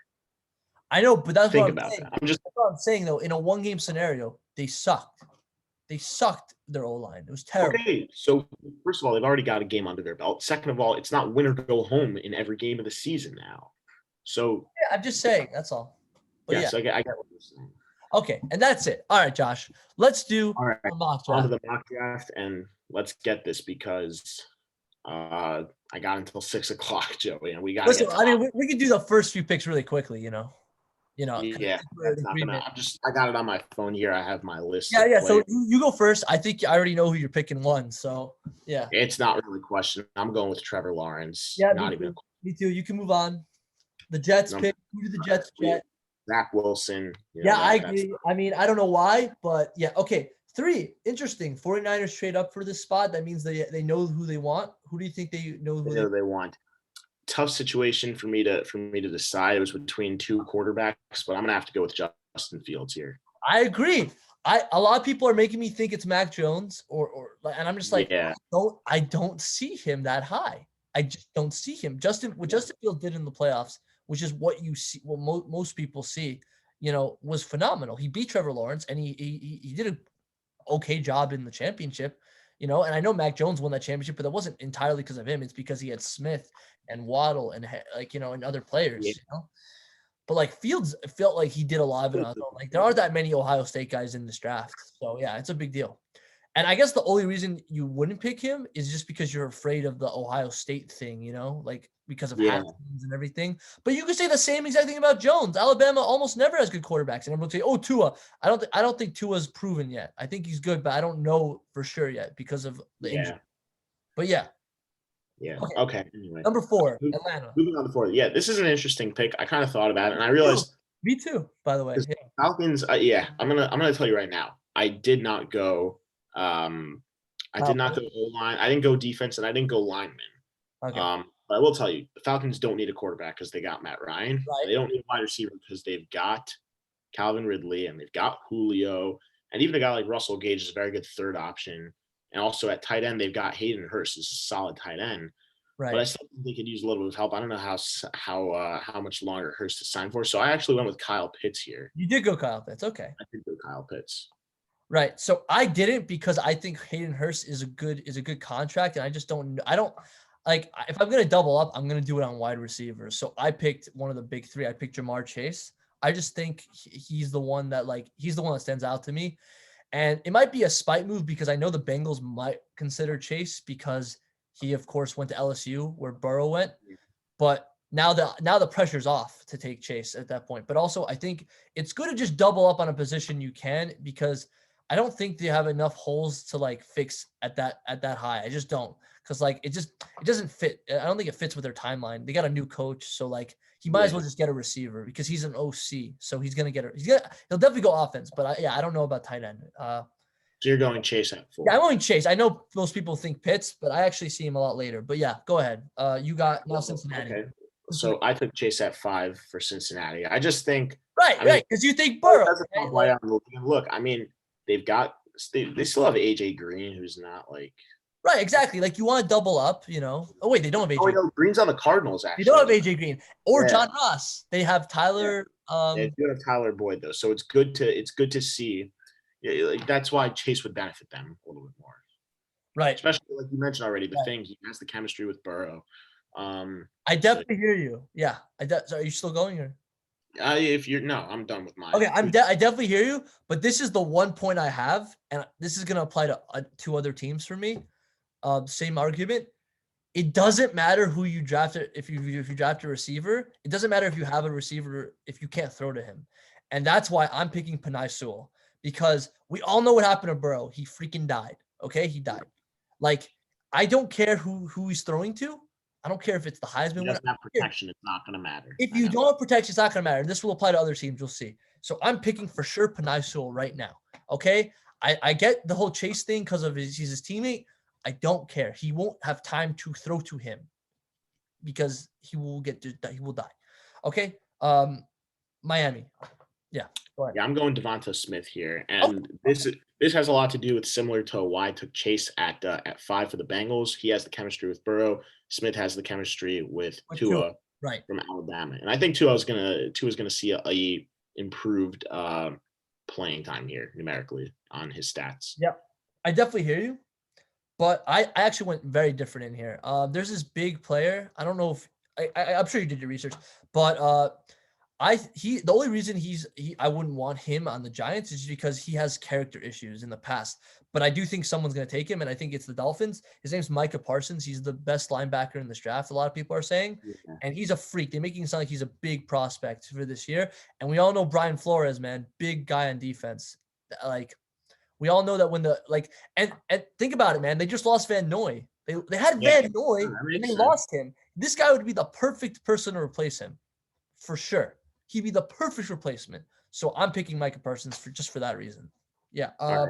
So Detroit. Again, yeah, I took a guy later than you did. I went Micah Parsons in the 7th overall pick for the Lions, Right. Okay. primarily being the fact they have no defense. They've got Damon Harrison, and that's about it. They don't have anyone who's like a big playmaker in the linebacking core. And I mean, if Parsons is as good as they say he is going to be a playmaker on defense, this is a great guy for them to get. And think about it, offensively, I know they lost Galladay, but you still got Marvin Jones there. You've still got TJ Hawkinson, and there's still other guys a little bit, that they have over there. I just, what's the guy? There were 2 guys last year. I don't remember their names. I don't know, man. It's Detroit. I remember their jersey numbers. They wore like 13 and they wore like 18 also. Wasn't Galladay 13? No, Galladay is like 19. He's 19. Sorry, my bad. Yeah. I don't know. I'll look that up later. But it's actually funny. I switched with you. I put them at Devontae Smith, and here's why. I do agree they need defense, but I just don't think their offense is great enough, And they just traded for Stafford away, right? So Goff, I'm not sure how I feel about Goff. I don't know if he's like elite or not. And I think the only way to like at least help his case is to get him a sure thing. And what's a more sure thing than the Heisman winner? I mean, obviously it could be a fluke. Right. Like, there's no bigger risk there's no bigger player to risk it all on than the Heisman winner. He's the guy that won the championship and everything. So yeah, I got Devontae Smith to Detroit. And I just think it'd be really funny because it's Detroit and they got the Heisman winner. And I don't think that'd ever happen. And it's a make or break pick. So he's either going to boom or he's going to bust. And it's going to be like amazing either way. So yeah, I got Detroit, Devontae Smith. Yeah, Carolina. No, sorry. Yeah, Carolina. Yeah. I found this guy, Panay Sewell, if that's how his name. Yeah, the left tackle. Yeah. Yeah. I mean, they don't have a great tackle in terms of who they have right now. And don't forget, I mean, they brought in Darnold. They still have Bridgewater, but I mean, like, is he like? Yeah, I don't know. Yeah, a mobile guy. Darnold's also a mobile guy, but he didn't have time in New York.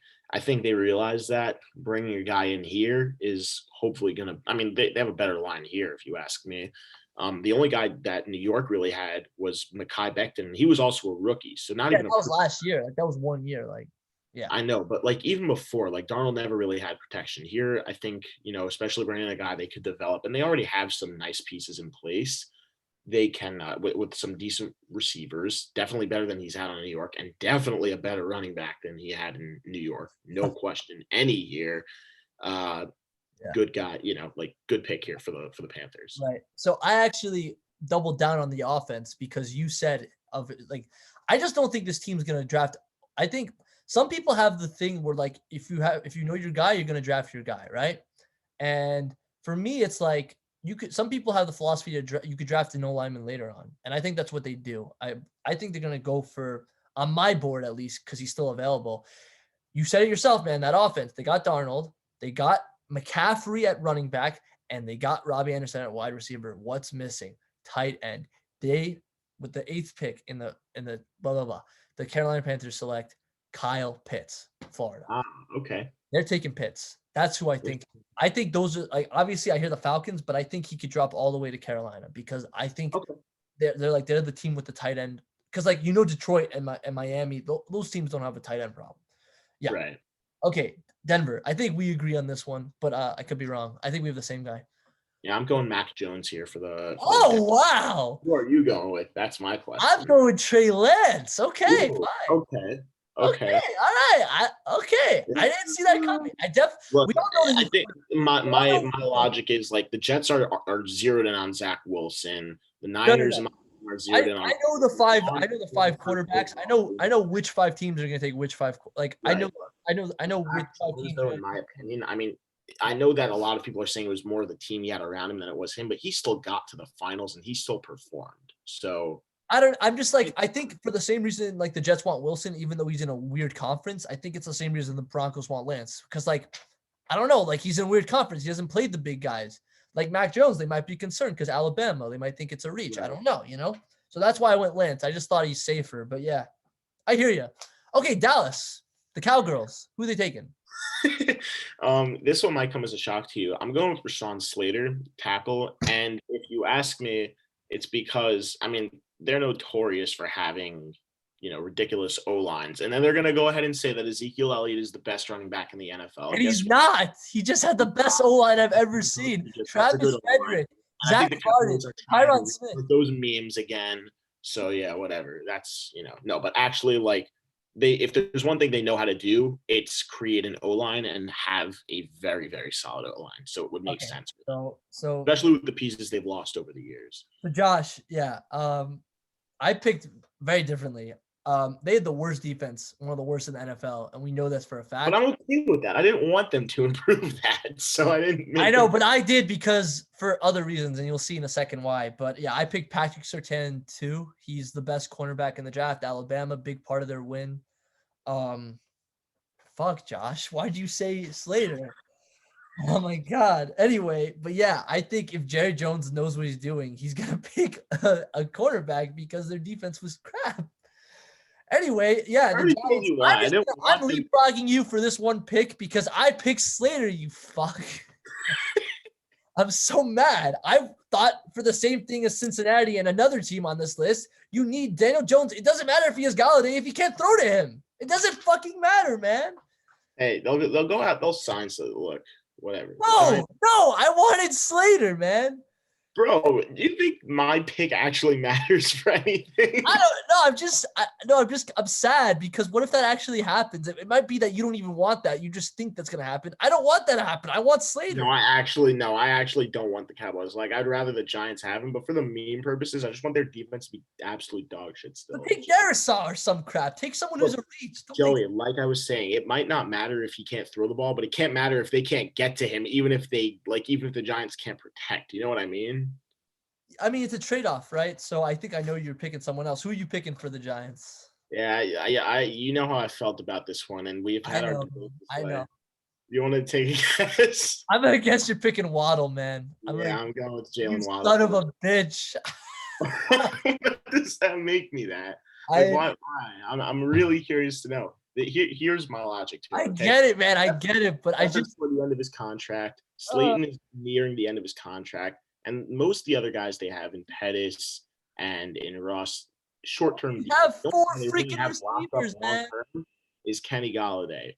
Okay? They don't need to bring Waddle up this year, but they'll have control of him for a couple of years to come. And if he turns out to be the hyped-up prospect he is, then that could be a huge boost for the Giants. I mean, correct me if I'm wrong, but in the NFL and in other sports, when you draft like top 10, top 15, those guys are ready to start usually. Right. Now, look. I don't want to draft a guy that's going to crowd the box. Like, obviously he can, but now it's like, why did we sign Ross? Like, it just sounds stupid then. He's great. Okay. Listen, if we get him, I understand and it makes sense. If Slater's gone, I will. That's who my next pick is. It is Waddle. I'll admit that. But I want freaking Slater, man. Okay, so don't worry then. I just Jerry, if you There's only one thing that's going to make this draft go bad for us, and it's not going to be if Slater gets picked like first overall, because we know that's not happening. So the only thing that makes this draft worse is if Slater only gets picked by the Cowboys. Even if he gets picked just two. No, if he got picked earlier, then maybe I'm like not as upset. But he gets picked Dallas for us and by the Cowboys. Yeah, that I'm actually pissed off about. I'd But be like so bad. The only reason I gave them Slater is just because I want that defense to be dog shit still. Okay, I mean, if it makes it worse, I'll take it for that because Waddle's gonna torch their defense. I could definitely see that happening. Not if you give them Patrick Surtain, they won't. No, I'm saying in your scenario, if we get Waddle, yeah, okay. Right, well, you went Slater, and I'm up to the Eagles. Yeah, I went Patrick Surtain for them. They don't have a great secondary. They just don't have the secondary that used to be Malcolm Jenkins, Jalen Mills, Byron Maxwell, all those guys anymore. Like they're not an elite secondary anymore. They're not absolute dog shit, but they could use some help. And if they get Surtain, yeah, whatever. And the reason I gave them is because they don't have offense anymore. So it doesn't matter. It's just funny because, like, the defense for the Cowboys is dog shit, but everyone on the Eagles is bad, except for like maybe Jalen Hurts and like I guess they still have the old guys like Cox and Graham, but like overall the team's like terrible. So yeah, I just thought they're just gonna take best player available, and that's Jalen Waddle. Even though they could have got him easily at 6, they had him at 6. Remember when they tanked in front of everybody? Those bitches, right? But they went like it doesn't make sense to me. They had 6, but they went down. Like I guess because Waddle's available anyway. But yeah, in your mock draft, you think Surtain? Yeah, it doesn't matter.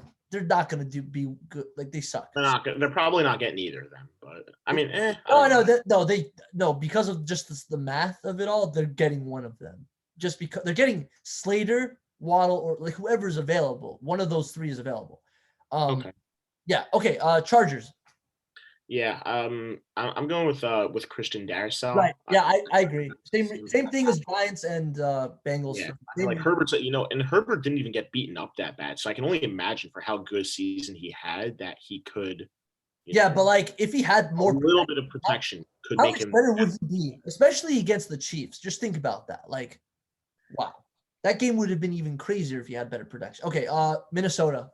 I went with Quite Pay. I mean, they made some good moves. I mean, look, they brought in Tomlinson already, so one guy to build around.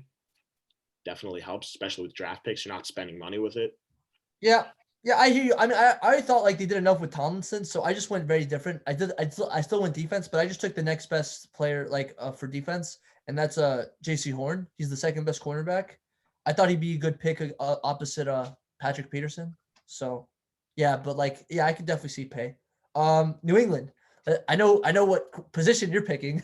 Yeah, so this is where I went Trey Lance. Right, I went Mac Jones. But like these are the 5 teams we all agree are going to take quarterbacks. The first 3, Jacksonville, Jets, and 49ers, and then Denver and New England. We all agree those are the 5 that you're taking. I just want to tell you, by the way, when I was doing my research for this one, I saw something very interesting, okay? Justin Fields is projected at 15, by the way. He was projected for the Patriots, and Mac Jones was projected for the 49ers. I mean, Trey Lance was projected for the Broncos. So you got that. We all know that these 5 teams are the ones that are going to draft a quarterback. Yeah, for sure.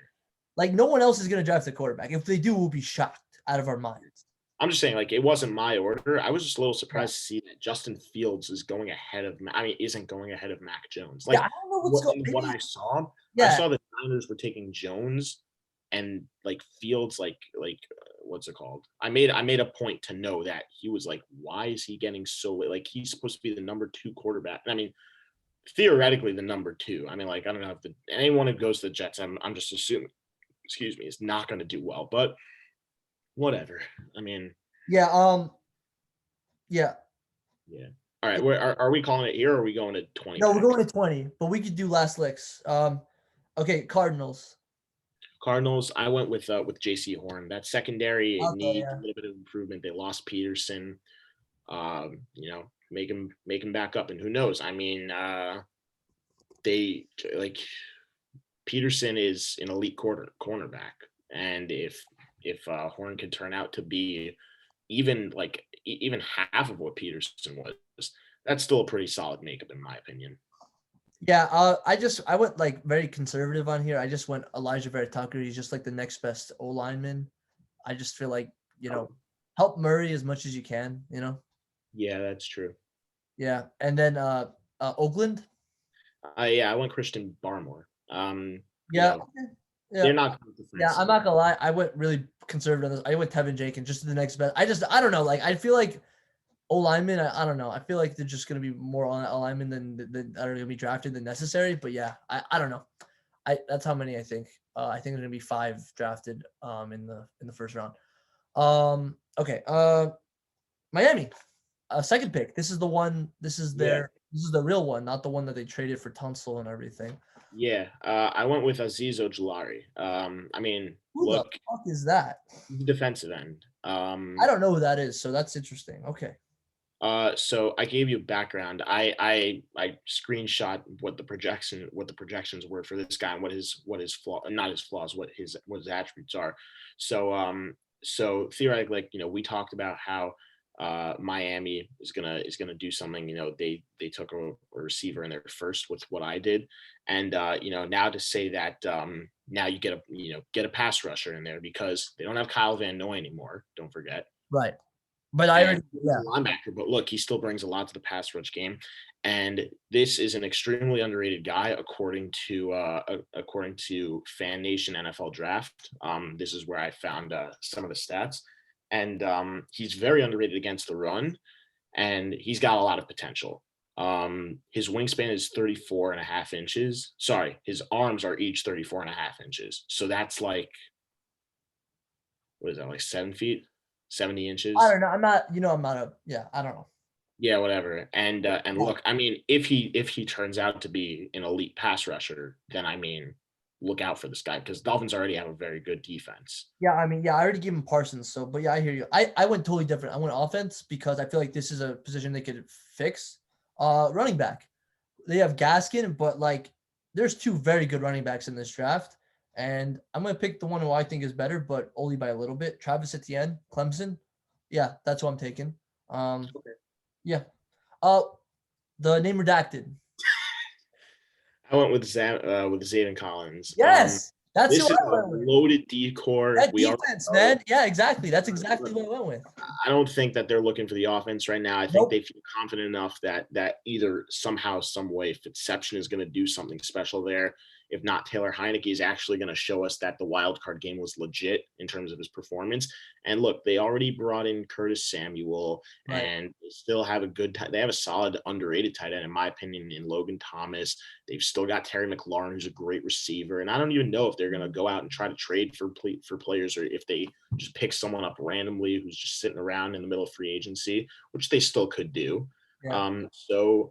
Yeah, I think that they'll focus on their D. They're trying to be more of a defensive-oriented team. We know if there's anything Riverboat Ron is great at, it's more of a defensive-oriented team. Yeah, that's for sure. Yeah, and then the Bears. So I went with Tevin Jenkins here. Okay. It doesn't help that they had a crappy O-line last year. That defense doesn't really need work, if you ask me. That's just the way it is. And they do have some solid pieces. You still got Tyree Cohen. You've got Anthony Miller. They still have Allen Robinson, but I don't think he's going to end up staying there long term. And, I mean, like Trubisky's a mobile guy. They brought in Andy Dalton. They don't have Trubisky. They don't have any. No, they don't have him anymore. Foles is a somewhat mobile guy, and so is Andy Dalton. But, I mean, do I really think they can bail out the way Trubisky was able to? No. So tackle makes the most sense for me. Yeah, I don't think the Bears are like a smart team. So I just thought they were going to take like a most random pick. So I gave him the other running back, Najee Harris, because I don't think But yeah, I did last licks. I just did like no one in particular, but like Caleb Farley. I feel like he might go to the Jets. Kadarius Toney, I feel like if the Packers were smart, that's who they'd pick up because we all know last year they screwed up. Kyle Trask, I don't know who'd pick him up in the first round. I don't know, maybe the Saints because of their situation. And Greg Rousseau, I think I've said that would be the Ravens because of that amazing defense. But yeah, I don't know if you have last likes, but yeah, those are our top 20. Good job, Pops. We did it, boys. We did it. Yeah. That's it. Yeah, that's all the football. Now on to hockey because I'm done. Yeah. So we're gonna talk Rangers in a second, but I just want to talk about 2-3 things quickly. Just give me a second. I'm not even gonna pull it up because I hate the guy. These aren't the things that I'm thinking of. So I'm not thinking of what you're thinking. Yeah, you'll tell me. You'll tell me. Yeah. So this guy's a rat. You know, his nickname is the Rat. Oh, right. Yeah, 700 points, career points for Brad Marchand. Good for you. Yeah, this isn't what I was talking about. Yeah, good for you, you dirty piece of shit. Acknowledge the fact that he is a very solid scorer, as much as he's a cock on the ice, but still. I hate him, bro. I hate him. Yeah, and then yeah. Sorry, what were you saying? The guy we love to hate. Oh yes. See, but there's some people I don't want to hate, like Kachuk, you know, like because like he has like the a goon like persona. Okay, yeah, whatever. But I like him. This was Martian. Like no one's on his level though. That's true. Okay, fine. And then the second thing is, so before just a little context, we thought the biggest trade at the deadline, you know, in terms of just amounts was Foligno, but the impact could have been Hull. But what about the Mantha Verona trade? That one might be the win-win one. And Mantha's doing a really good job in Washington. And look, and you tell me if you think this is a big deal or not, but Jacob Verona just had a 4-goal game against the Dallas Stars. So of course it's a big thing. It's a crusher, if anything, for the Stars. I know Verona's a very solid player, and we spoke about him when we've referenced the Capitals specifically. He's such a hard worker, speedy skater, causes havoc, deadly wrist shot, explosive playmaker whenever he's got the puck in open space. What's the problem really with him? He's not he really does have the potential to be a top 6, 8. Let me rephrase that. He was a top 6 player in Washington, top 6 forward in Washington, a top 8 set top 6, any team. No, for sure. I mean, Mantha essentially replaced him exactly where he was. So if you ask me, I mean, like, what's the one thing he doesn't seem to do as well though? I feel like he could facilitate a little bit better. He could have better puck handling skills. He's very aware of his surroundings, which is what makes him such an effective skater. He's electrifying with his speed. He's got a lethal wrist shot, and he's an underrated player. That's the simplicity of it.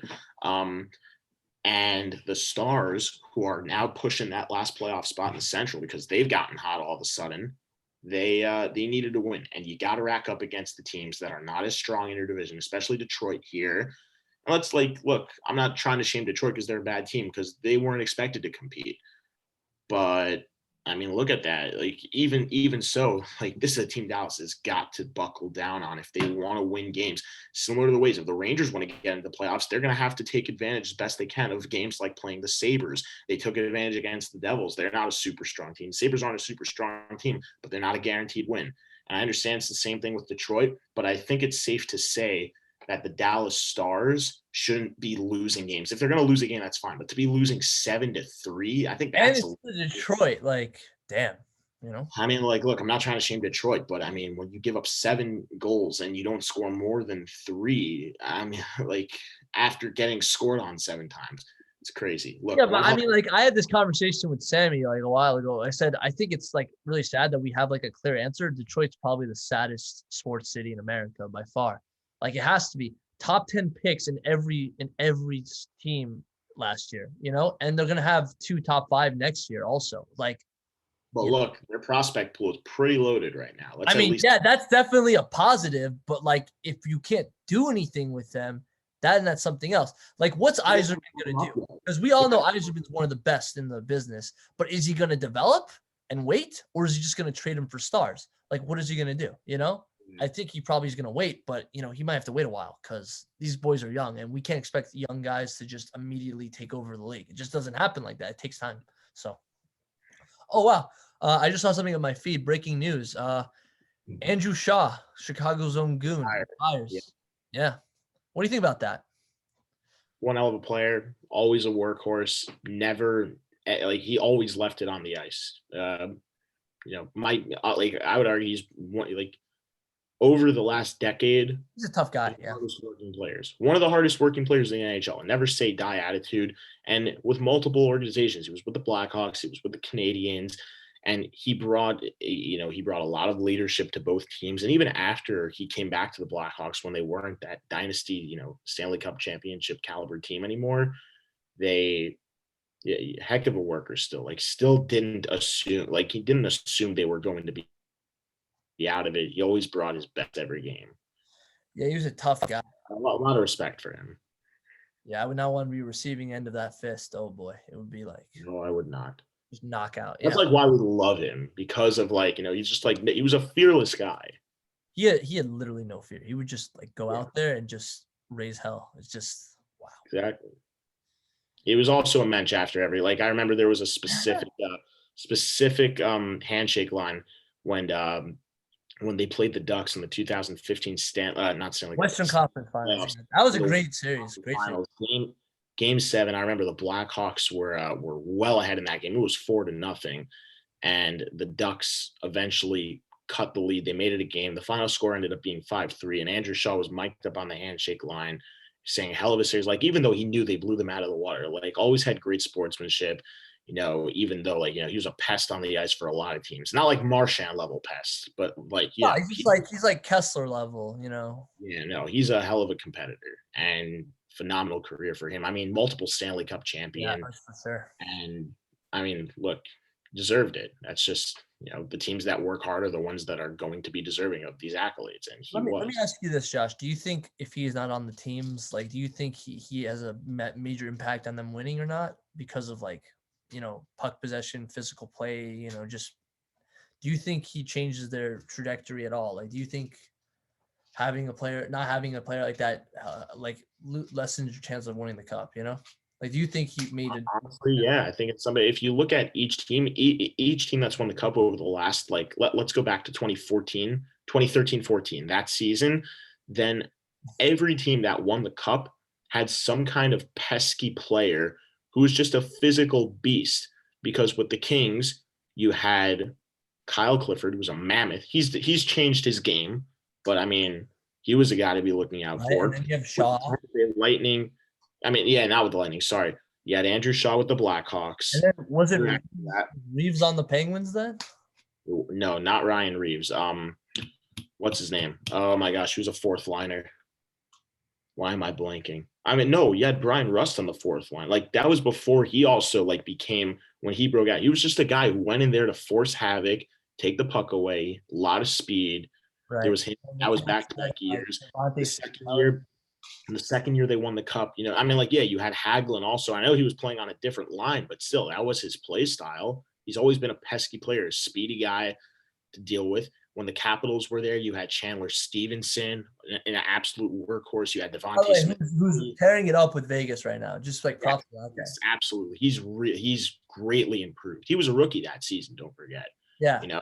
And you had Vrana before he became a solidified scorer. Yeah, both of them already won the cup. It's pretty interesting. Yeah.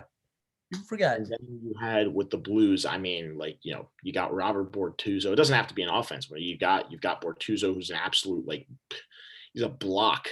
That's just the ways. You got Zach Sanford on that line also. And then called relevant by Bortuzzo. And then last year with the Lightning, you had Barclay Goodrow. So and Blake Coleman. Yeah. And Maroon also. Maroon is fourth line Patrick Maroon. Maroon's more of a scorer, a depth scoring guy. He's a big man also. He plays a physical game. Yeah, absolutely insane. Yeah. And this year, if you look at it, you're still going to have Chandler Stevenson in contention with the Golden Knights. You're going to have Barclay Goodrow and Blake Coleman in contention with the Tampa Bay Lightning. And who's Colorado's guy? Because I know you love them. You've got a couple guys, but you've got Timmins. You've got, I would argue JT Compher, honestly. He's not really a skill player. He's a workhorse also kind of guy. I don't think he's as gritty as a guy like Andrew Shaw, but I still think he could be in that conversation. So with Valerie Nichushkin also. And I'll give you another one. This, you're going to think, how the hell would I consider this guy? But how about Nazem Kadri? He always brings it to the opponent. He got a lot of blame in Toronto for stupid penalties that he took and getting suspended. He's changed his discipline since coming to the Avalanche. Buzzer beater Still plays with that physical edge. Remember that buzzer beater in the bubble? That was insane. Yes, I do. That was nuts. Yeah. All right, so I guess we're going Rangers, but also you want to do playoff picture or Rangers? Because I got a thing here about playoff teams. Well, let's do the playoff picture, and then we could talk. Well, actually, no. Let's do the Rangers first because they're like pushing that idea.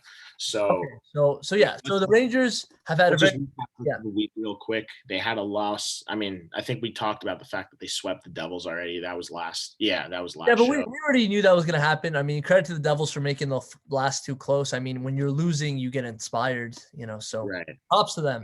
Look, against the Islanders, that wasn't pretty. And against the Flyers on Thursday night, that wasn't pretty. Yeah, that was a heartbreaker. Look, we got revenge. I know he gave up 6 goals, but Igor played very well in both those games. He just really didn't get a lot of defense with him, and he didn't get much offense in the first game other than the first period and a half. I just want Quinn to play Georgiev against the Islanders. Yeah, I really he better. I swear, like Georgiev better get the night off tomorrow, and Shesterkin better play, and Georgiev better get the start against the Islanders. He better get both against the Islanders because otherwise – he's basically asking this team to just miss the playoffs for no reason because and by the way, people are making it sound like we're out, but Boston just lost last night. So yeah, so we're still in it. We're still in it. And they don't have the easiest games left. I know that we talked about the fact they'd had to play the Sabres, but they had 5 games left against them. They've already played 3 of them, and they didn't win every one of them. So they're definitely not out of it. The Rangers are only 4 points back. It just makes you wonder, like, what would have happened if the Rangers would have won Thursday night, if they could have pulled it out against the Flyers, because, oh my gosh, like they'd be 2 points out of the playoff spot right now if that were the case. I mean, yeah, it's rough. Very close. Very close. Yesterday. It's going to be very close. And look, I'm not saying it's going to be a guaranteed win against the Sabres come tomorrow, but the Rangers are energized, especially if the Bruins, I don't know if they played. I don't think they played today, but I believe they play tomorrow. I don't know if you want to check to see who they're in action against. I think it's probably Pittsburgh again. Or maybe it's the Devils. Who? It might be the Devils. I think. Who are you asking about? The Bruins. I think the Bruins might be playing the Devils. Playing the Penguins. Nope, it's the Penguins. Okay, and then they get 2 against Buffalo. And then 2 against the Devils. So I guess basically we have to root for the Sabres and Devils to beat the beat. Well, the Sabres have proved. I know that they have been great all season long, but since Granato's become the head coach of that team, they've been a lot better. They're like 17-11-1 with last night's loss, which isn't terrible. I mean, because what's their overall record? They're 13-29-7. They won 6 games, lost 18 of them in regulation, and lost like 6 of them in overtime. So they were 6-18-6, theoretically speaking, before. Since after, they are 7-11-1. Like, what's better? I mean, yeah. I mean, like, I know the Devils are on a 10-game lead, so yeah. for them to break that, yeah. I mean, look, they're 4-5-1 in their last 10. That's not god awful. Like, no, that's like basically 9-1. I mean, think of it like that. They've lost 10 in a row. Yeah, it's not great. Yeah. I mean, the only team better than the Rangers right now in their last 10 is the Pittsburgh Penguins. They're 8-1-1. Both of them are on winning streaks. I think that the Rangers are going to sneak in. I'm just going to leave my prediction at that right now. They have the best goal. Sorry, They have the second best. They had the best going into yesterday, and I mean, the Penguins snuck up. They were like 3, so. And then the Penguins, I don't know. Like maybe we can knock off. Maybe the Bruins beat the Islanders, and the Islanders we can knock off the Islanders. I don't know. Like it could go crazy. I don't know. No, you don't want the Bruins to be winning games at all. I hope they lose out. Okay, I hope they miss the play. What's the record? They're 27-14-6. And they've got how many games left to play? They've got 9 games left to play, right? There's 56 games. Okay. Which is annoying because those are after our games and their makeup games. So even if I hope they go 27-23-6. That's what I hope they do. That'd be insane. It's not take much for the Rangers to make the playoffs if the Bruins lose out the rest of their season. It's really not. You don't even want an overtime. They get swept by them in both games. They still have a game against the Sabres, and they get 2 against Washington that they could win because of their history against Washington. Yeah, they're very good this year against Washington. Even the Bruins and Islanders can't be Washington. They're the only team. I just want to point this out. They are the only team in this division with a winning record against the Capitals. And it's not like they're 3-2 against them. In 6 games right now, they are. We lost like once or twice to them, I think. 4-2. It's not like they're 2-1 or they're 1-0. They're 4-2 against them. Yeah, so this is big. I mean, like, we cannot lose these They've games. won, by the way. They've completely like, what's it called? They Smoke them. yeah. I mean, if you look at it, it's like 5-2, I think, was the first one. 4-0 was the second one. The third one was 3-1, but like they came back to win that game. And the late goal by Mika. And the last one, I mean, like they scored 4 unanswered in the third, and they won that game like 5-2 or 6-2 or something like that also. Right. So in 3 of their 4 wins, they've scored at least 3 more goals than them. Like, think about that. At Right. least 2. Sorry, in all of their wins, they've scored at least 2 more goals than them. Because the first one, it was either 4-2 or 5-2. It might have been 4-2 actually, but the second one was 4-0. The third one was 3-1, and this one was like 5-2 or 6-2. That's at least 2 goals in between every single win they've had. So I mean, that's for sure. So, yeah, whatever. I mean, very interesting. Yeah, and then should we just go to the playoff picture? Because Yeah, let's go this by is how, division. this is how it looks. So, Actually, hold on. Hold on. Go back to where you were. We could go to the comp. We could go to the standings by there. no, but this is like an article and stuff. Oh no, I don't want to do this. Like, let's just go to the standings and do it from there, like we were just about to. Not Okay. we were just about to, but like what we had before. I think it's pretty safe to say, with certain teams who are making it in. Okay, fine. Fine. So okay, so you Like, got let's just go with the Central Division because they're on paper right here. If you could pull all of them up, Joey. I don't know how far out the Blackhawks are exactly. Yeah. So I had a more detailed thing, but whatever. Yeah. I mean, let's put it this way. I think it's safe to say that the top 3 are going to stay the way they are. It's just like they're going to change, but I don't think the teams are going to be different. No, they're not. None of them are getting balanced. It's They're all going to be different. it's just The a big seeding battle might for change, 4, but you know? yeah, I it's a mean, battle. Yeah, like it's a battle for 1, 2, and 3, but it's not a battle to stay in the playoffs. It's just a battle to see who's going to get which seed. I mean, As for the Predators, the yeah. Stars can knock them off, and I mean, yeah, look at the points though, because they're only 2 points back. So yeah, I think even the Blackhawks are still alive. I think they could even still be given a chance. I mean, it's a I little mean, far, but yeah, they're within reach. But the they're Stars within reach. Stars are very close. They're only one Yeah, I game think look, the behind. Stars are the hottest team in that division right now. They're 7-1-2 in their last 10. Carolina's been playing very good hockey. Also, the Predators have still been pretty solid, but they haven't been as good as the Stars have. So yeah. As Yeah, for the Blue yeah. Jackets, nope, they're not making it. Red Wings aren't making it. Honestly, 1 Are through you 6. are you surprised that the Blue Jackets have just fallen off the face of the earth, lost Yeah, 9 straight, I and they're even worse than Detroit? Because I'm shocked about that.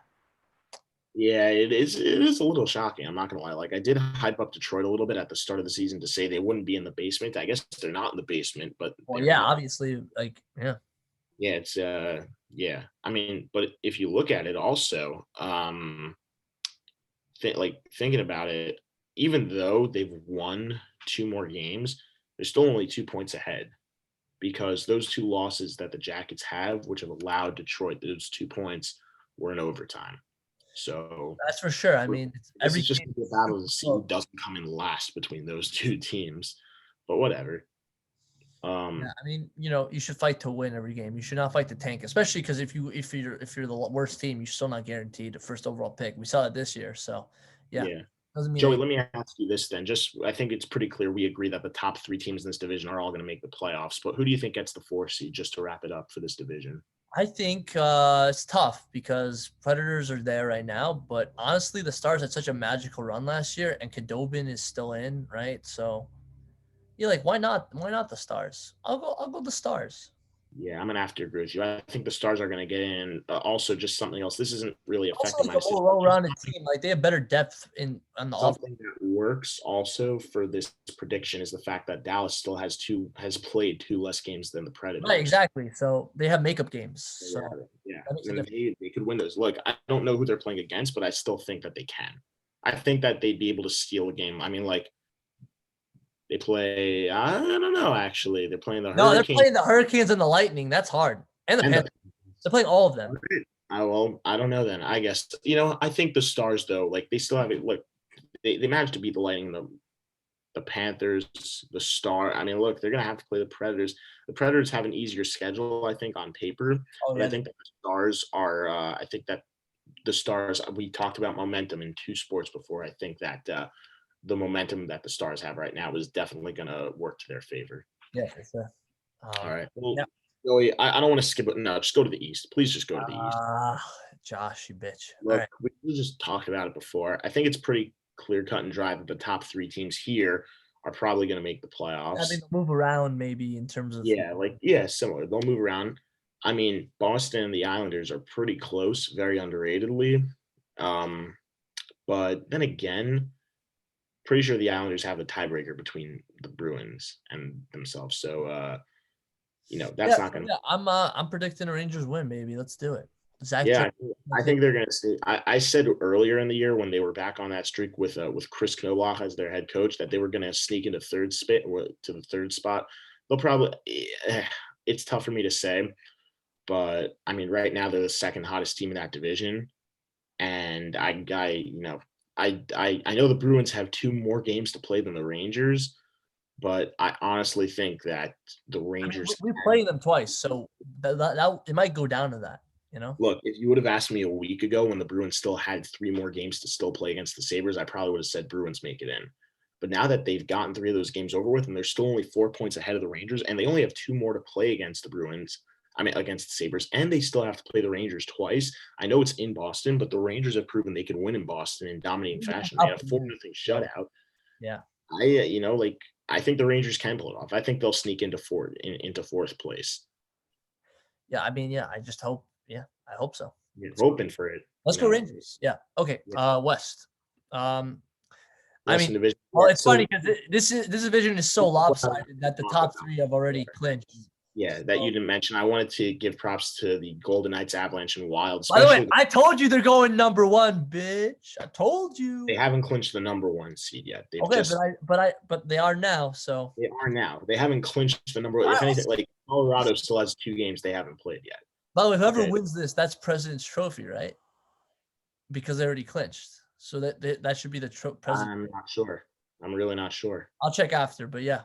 Okay, yeah, whatever. But yeah, I think Carolina actually has a pretty strong chance. Also, could you go back to Central? I just want to see what the points are in there. I didn't get the numbers. Yeah, so not there. 2 points behind Vegas. Yeah, no, I'm saying, but as of now, it's Vegas. So okay. Yeah, as of now, it's gonna be Vegas. Look, Vegas has won 9 in a row. That's ridiculous. That's nuts. They have a plus 57 goal differential. Think about that. Come on. And Colorado in second place, not too shabby at 53. And it's crazy to think that it took this team a while to get going also. It's crazy to think that through their first 10 games, they were 5-3-2 instead of 8-2 or 9-1 or 8-1. Definitely. Speaking of a while, the Wild are also phenomenal. 7 in a row. Kirill Kaprizov is a lock for the rookie of the year for them. Yeah. Especially Cam Talbot, by the way, has revived his career quite a bit. Hackett has been great as a rookie. He's seen a lot less playing time recently. You got a great defensive core, man. You got a great defense. One of the best defensive cores. Has really blossomed as a captain, and Dumba's great. And Brodin. Even though Suter is a bit old, he's still great. Zuccarello's had a phenomenal season. Yeah, Parise, Fiala, Parise has been a great leader this year, and they're proving that they didn't need Koivu to lead them, even though he wasn't a massive scorer. He was still a good leader. So now it's just the question is the right guy in Spurgeon. So now the big question is who's getting number 4, and we all can agree that California, you still suck. This is so it's just Coyotes or Blues, man. This is tough. Blues have been a good team the last 2 years, a really good team. It's actually crazy to think the Kings could still theoretically make it. They're only 7 points out, and they have 11 games left. It's only 4 games they need to win. I don't know who they're playing. I don't think they're going to make it, Joey, just to clarify that. I don't think they're going to make it. They're playing the Ducks, so whoever they play the Avalanche 3 out of the next – they play the Avalanche 4 out of their last 5 games, though. And I think the Avalanche will be pushing for that President's Trophy if they are still alive in that race. So – I don't know. I don't know what it's nice to. I told you before we looked at it. I don't think they're getting in, but what? How crazy? Let's be honest. It's Coyotes or Blues. That's what we're really doing. It's the other team. I'd rather it be the Coyotes. I think the Blues are a little bit higher Really? right now, but I think the Blues are going to get it. Here's what I'm saying. I would like to have it be the Coyotes, but I think it will be St. Louis. I think here's just the fact. The Blues, the past 2 years, were one of the best teams, but they lost two pieces that I feel like made them that way. One of them, it's a little underrated, but Jake Allen, because we all know Jordan Binnington, he was great, but when he sucked, you could always depend on Jake Was there to back him up. Yeah. Yeah, Jake Allen was there. That's like the not so obvious pick. But what is the obvious pick? Alex Pietrangelo. You let the captain go. So I don't know. If they got in, it'd be a feel-good story, but it wouldn't be the same Blues. It might not be. I don't know. They still have O'Reilly. They still have Perron. They still have Tarasenko, Schwartzstein. They brought in Krug to replace Pietrangelo. Krug, who is like Pietrangelo. He's not Pietrangelo, but he's a good defenseman. I know, but it always bothers me because like if they didn't trade for Falk, who I guess is better this year, but sucked last year, they could have had both. They could have had both of them, it just like it sucks. But yeah, I'm actually gonna pick the Coyotes just because it'd be really funny. I don't know, like this team would be really funny. No, because like this team has had so much bad luck in the last like 7 years. All their draft picks are like racists and everything. Yeah, if there is one thing the Blues have working for them, though, it's that they have 11 games as the Coyotes who only have 8 games. Yeah, that's the thing. Like, who are you going to take advantage of the makeup games? Because a lot of these are just makeup games, Yeah, that's a big thing. We'll see if the Bruins can do it, if the Stars can do it, if the Coyotes, not what's called, if the Blues can do it here. Yeah, and then in the other division, there probably is someone, and we'll get to there right now. Let's see. And it's the only team that has a lot of makeup games is the Canucks, obviously, because they had COVID, bunch of morons. And look, 19-19-3. They've only played 40. They still have 15 games left. Like they have a lot of games left. I made a prediction to say the Canadians are going to get it, but I totally forgot that the Canucks weren't playing and that they have a lot of games left to go. Yeah, see, now it's like this is different because it's not just like, oh, it's Flames and Canadians fighting for 4. It's Canucks, Flames, and Canadians fighting for 4 because the Canucks have so many games left. 6-3-1 in their last 10. So. Right. So Josh, like obviously Leafs, Jets, Oilers, that's staying. I don't think that's changing. I think maybe the Jets and Oilers might switch from 2 and 3, but I don't think like the Habs, like that's not so close to 3. So whoever gets 4, that's it. Like they're not switching. So who do you think is getting 4? Because the Habs, they're a very, I don't know, they're a great team, but I don't know if they're like, I don't know. It's really tough because I think they're better than the Flames and the Canucks, but I also think the Flames and Canucks are good enough to like win. I don't know. It's weird. It's really weird. This is the weirdest division by far because I gotta say the Habs. I can't. The moves they made and the play, like Stahl knows what it takes to win. Toffoli knows what it takes to win. Gallagher's not there anymore, so that's going to be a huge, huge, huge pair of shoes to fill.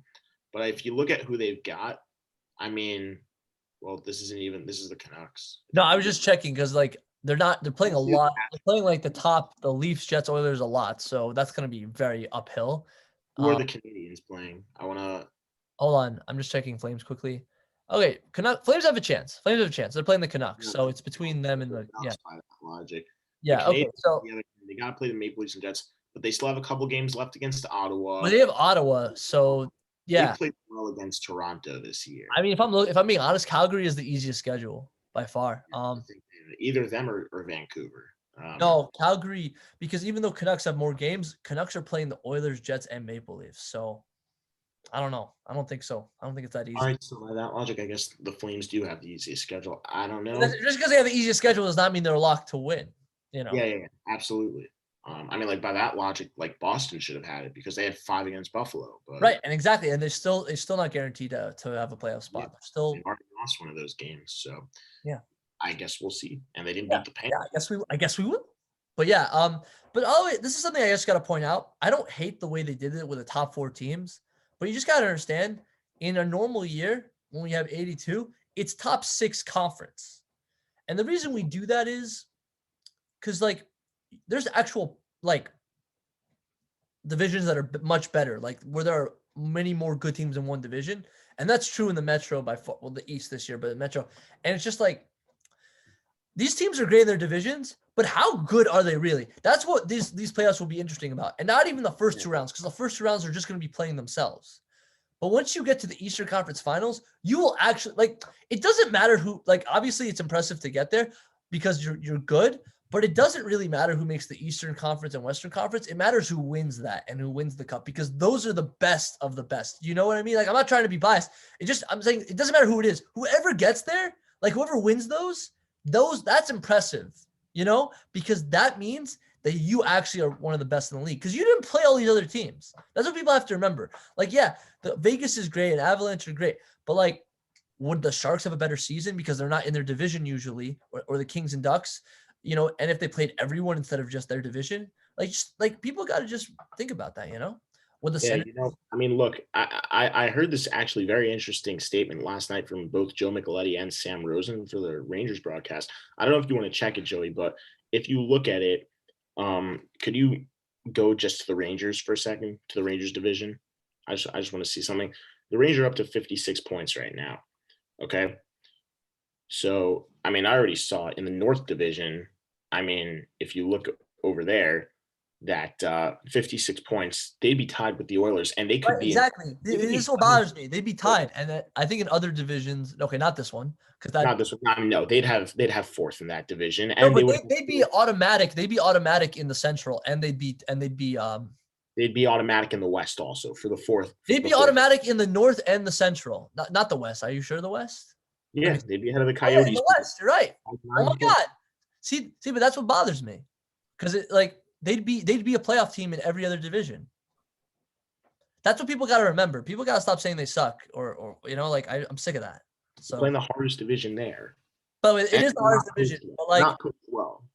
At least for competing standards, they're not. No, because I know in past years you could do a 5-3 situation, and they would be 5 easily. Yeah. Easily they'd be 5 because of just the fact. I'm guessing it'd be the North.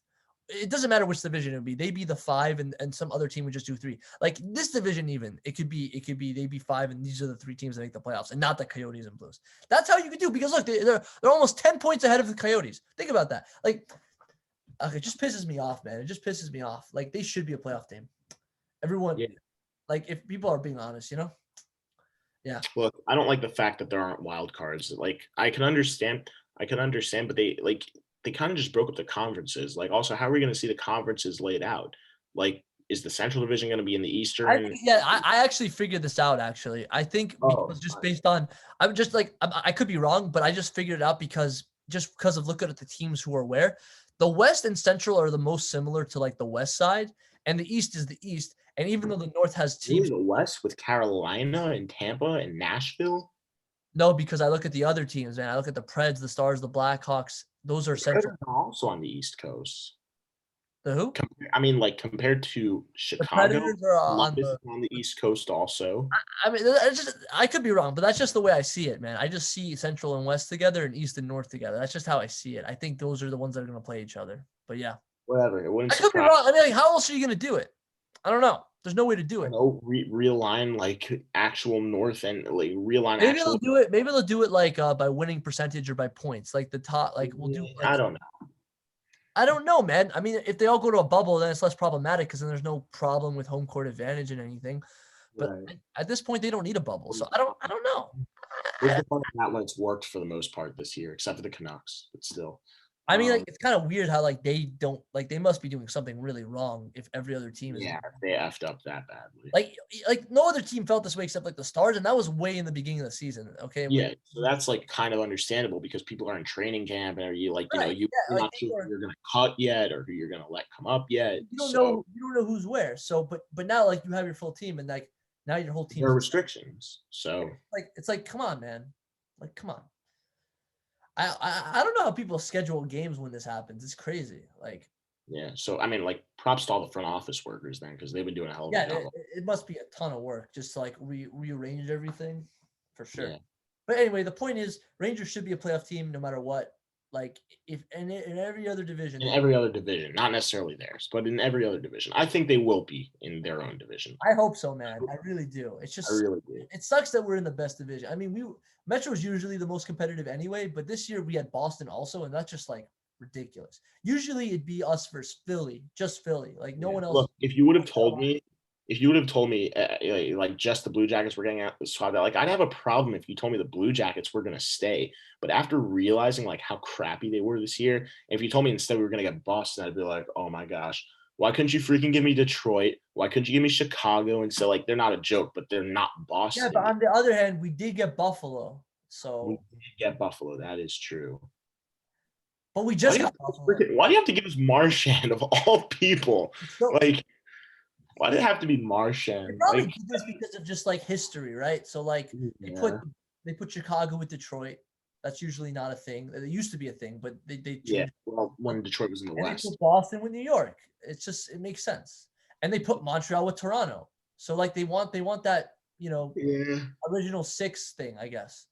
And even though it's not historic in the West, like, this is gonna sound stupid. I would have rather the Lightning than the Bruins, honestly. Like I really would have much rather the Lightning than the Bruins. Are you sure about that? Yes. I don't know. 100%. I'm not even joking. I like that. I think we'd have a less chance to beat the Lightning than the Bruins because they're not. Really? Yeah, because think about the Bruins. They lost Chara and Krug and they were supposed to have Pasternak out. The only significant person Lightning lost was Kucherov, and they're still good. It doesn't even feel like they're worse, even though they should be. Yeah, that's true. Fine. I hear that. Who they lose? Shattenkirk, Bogosian. Come on, man. Like really? I mean, Shattenkirk was amazing for them. No, but he was great. But he's expendable as hell. I mean, for that team, he is. I mean, yeah. Okay, so whatever. But Kucherov's not. Kucherov's the only guy like that. Like when he's out, like oh man, But it doesn't even feel like that. They're still a playoff team. That's true. If he comes back, I'm not denying you're wrong, but I don't know why. I just feel like the Rangers have played. I mean, like not. I feel like I know that statistically they've played better against the Lightning. I don't even remember the last time we played the Lightning. I don't even know if we beat them or not. 2019, they beat them in the first game of the year. Adam Fox had his first NHL goal. I remember that game, bro. Oh, that's right. That was a monster goal. I remember that. I remember that. And look, they went into Tampa and they got smoked. Yeah, okay, fine. That was in Tampa. Like, it shows. Like, the Rangers have played well against the Lightning at home. The Lightning have played well against the Rangers at home. So, honestly, like, I think it would have been a 4-4 split. I like our odds against Boston both at home and away because we beat them both home and away. But I hear you. Okay, whatever. They're both really good teams. What do you want me to say? They're both really good teams. Yeah, I'd rather Tampa just because we don't hate Tampa as much as we hate Boston. How about that then? Because they don't have Marchand.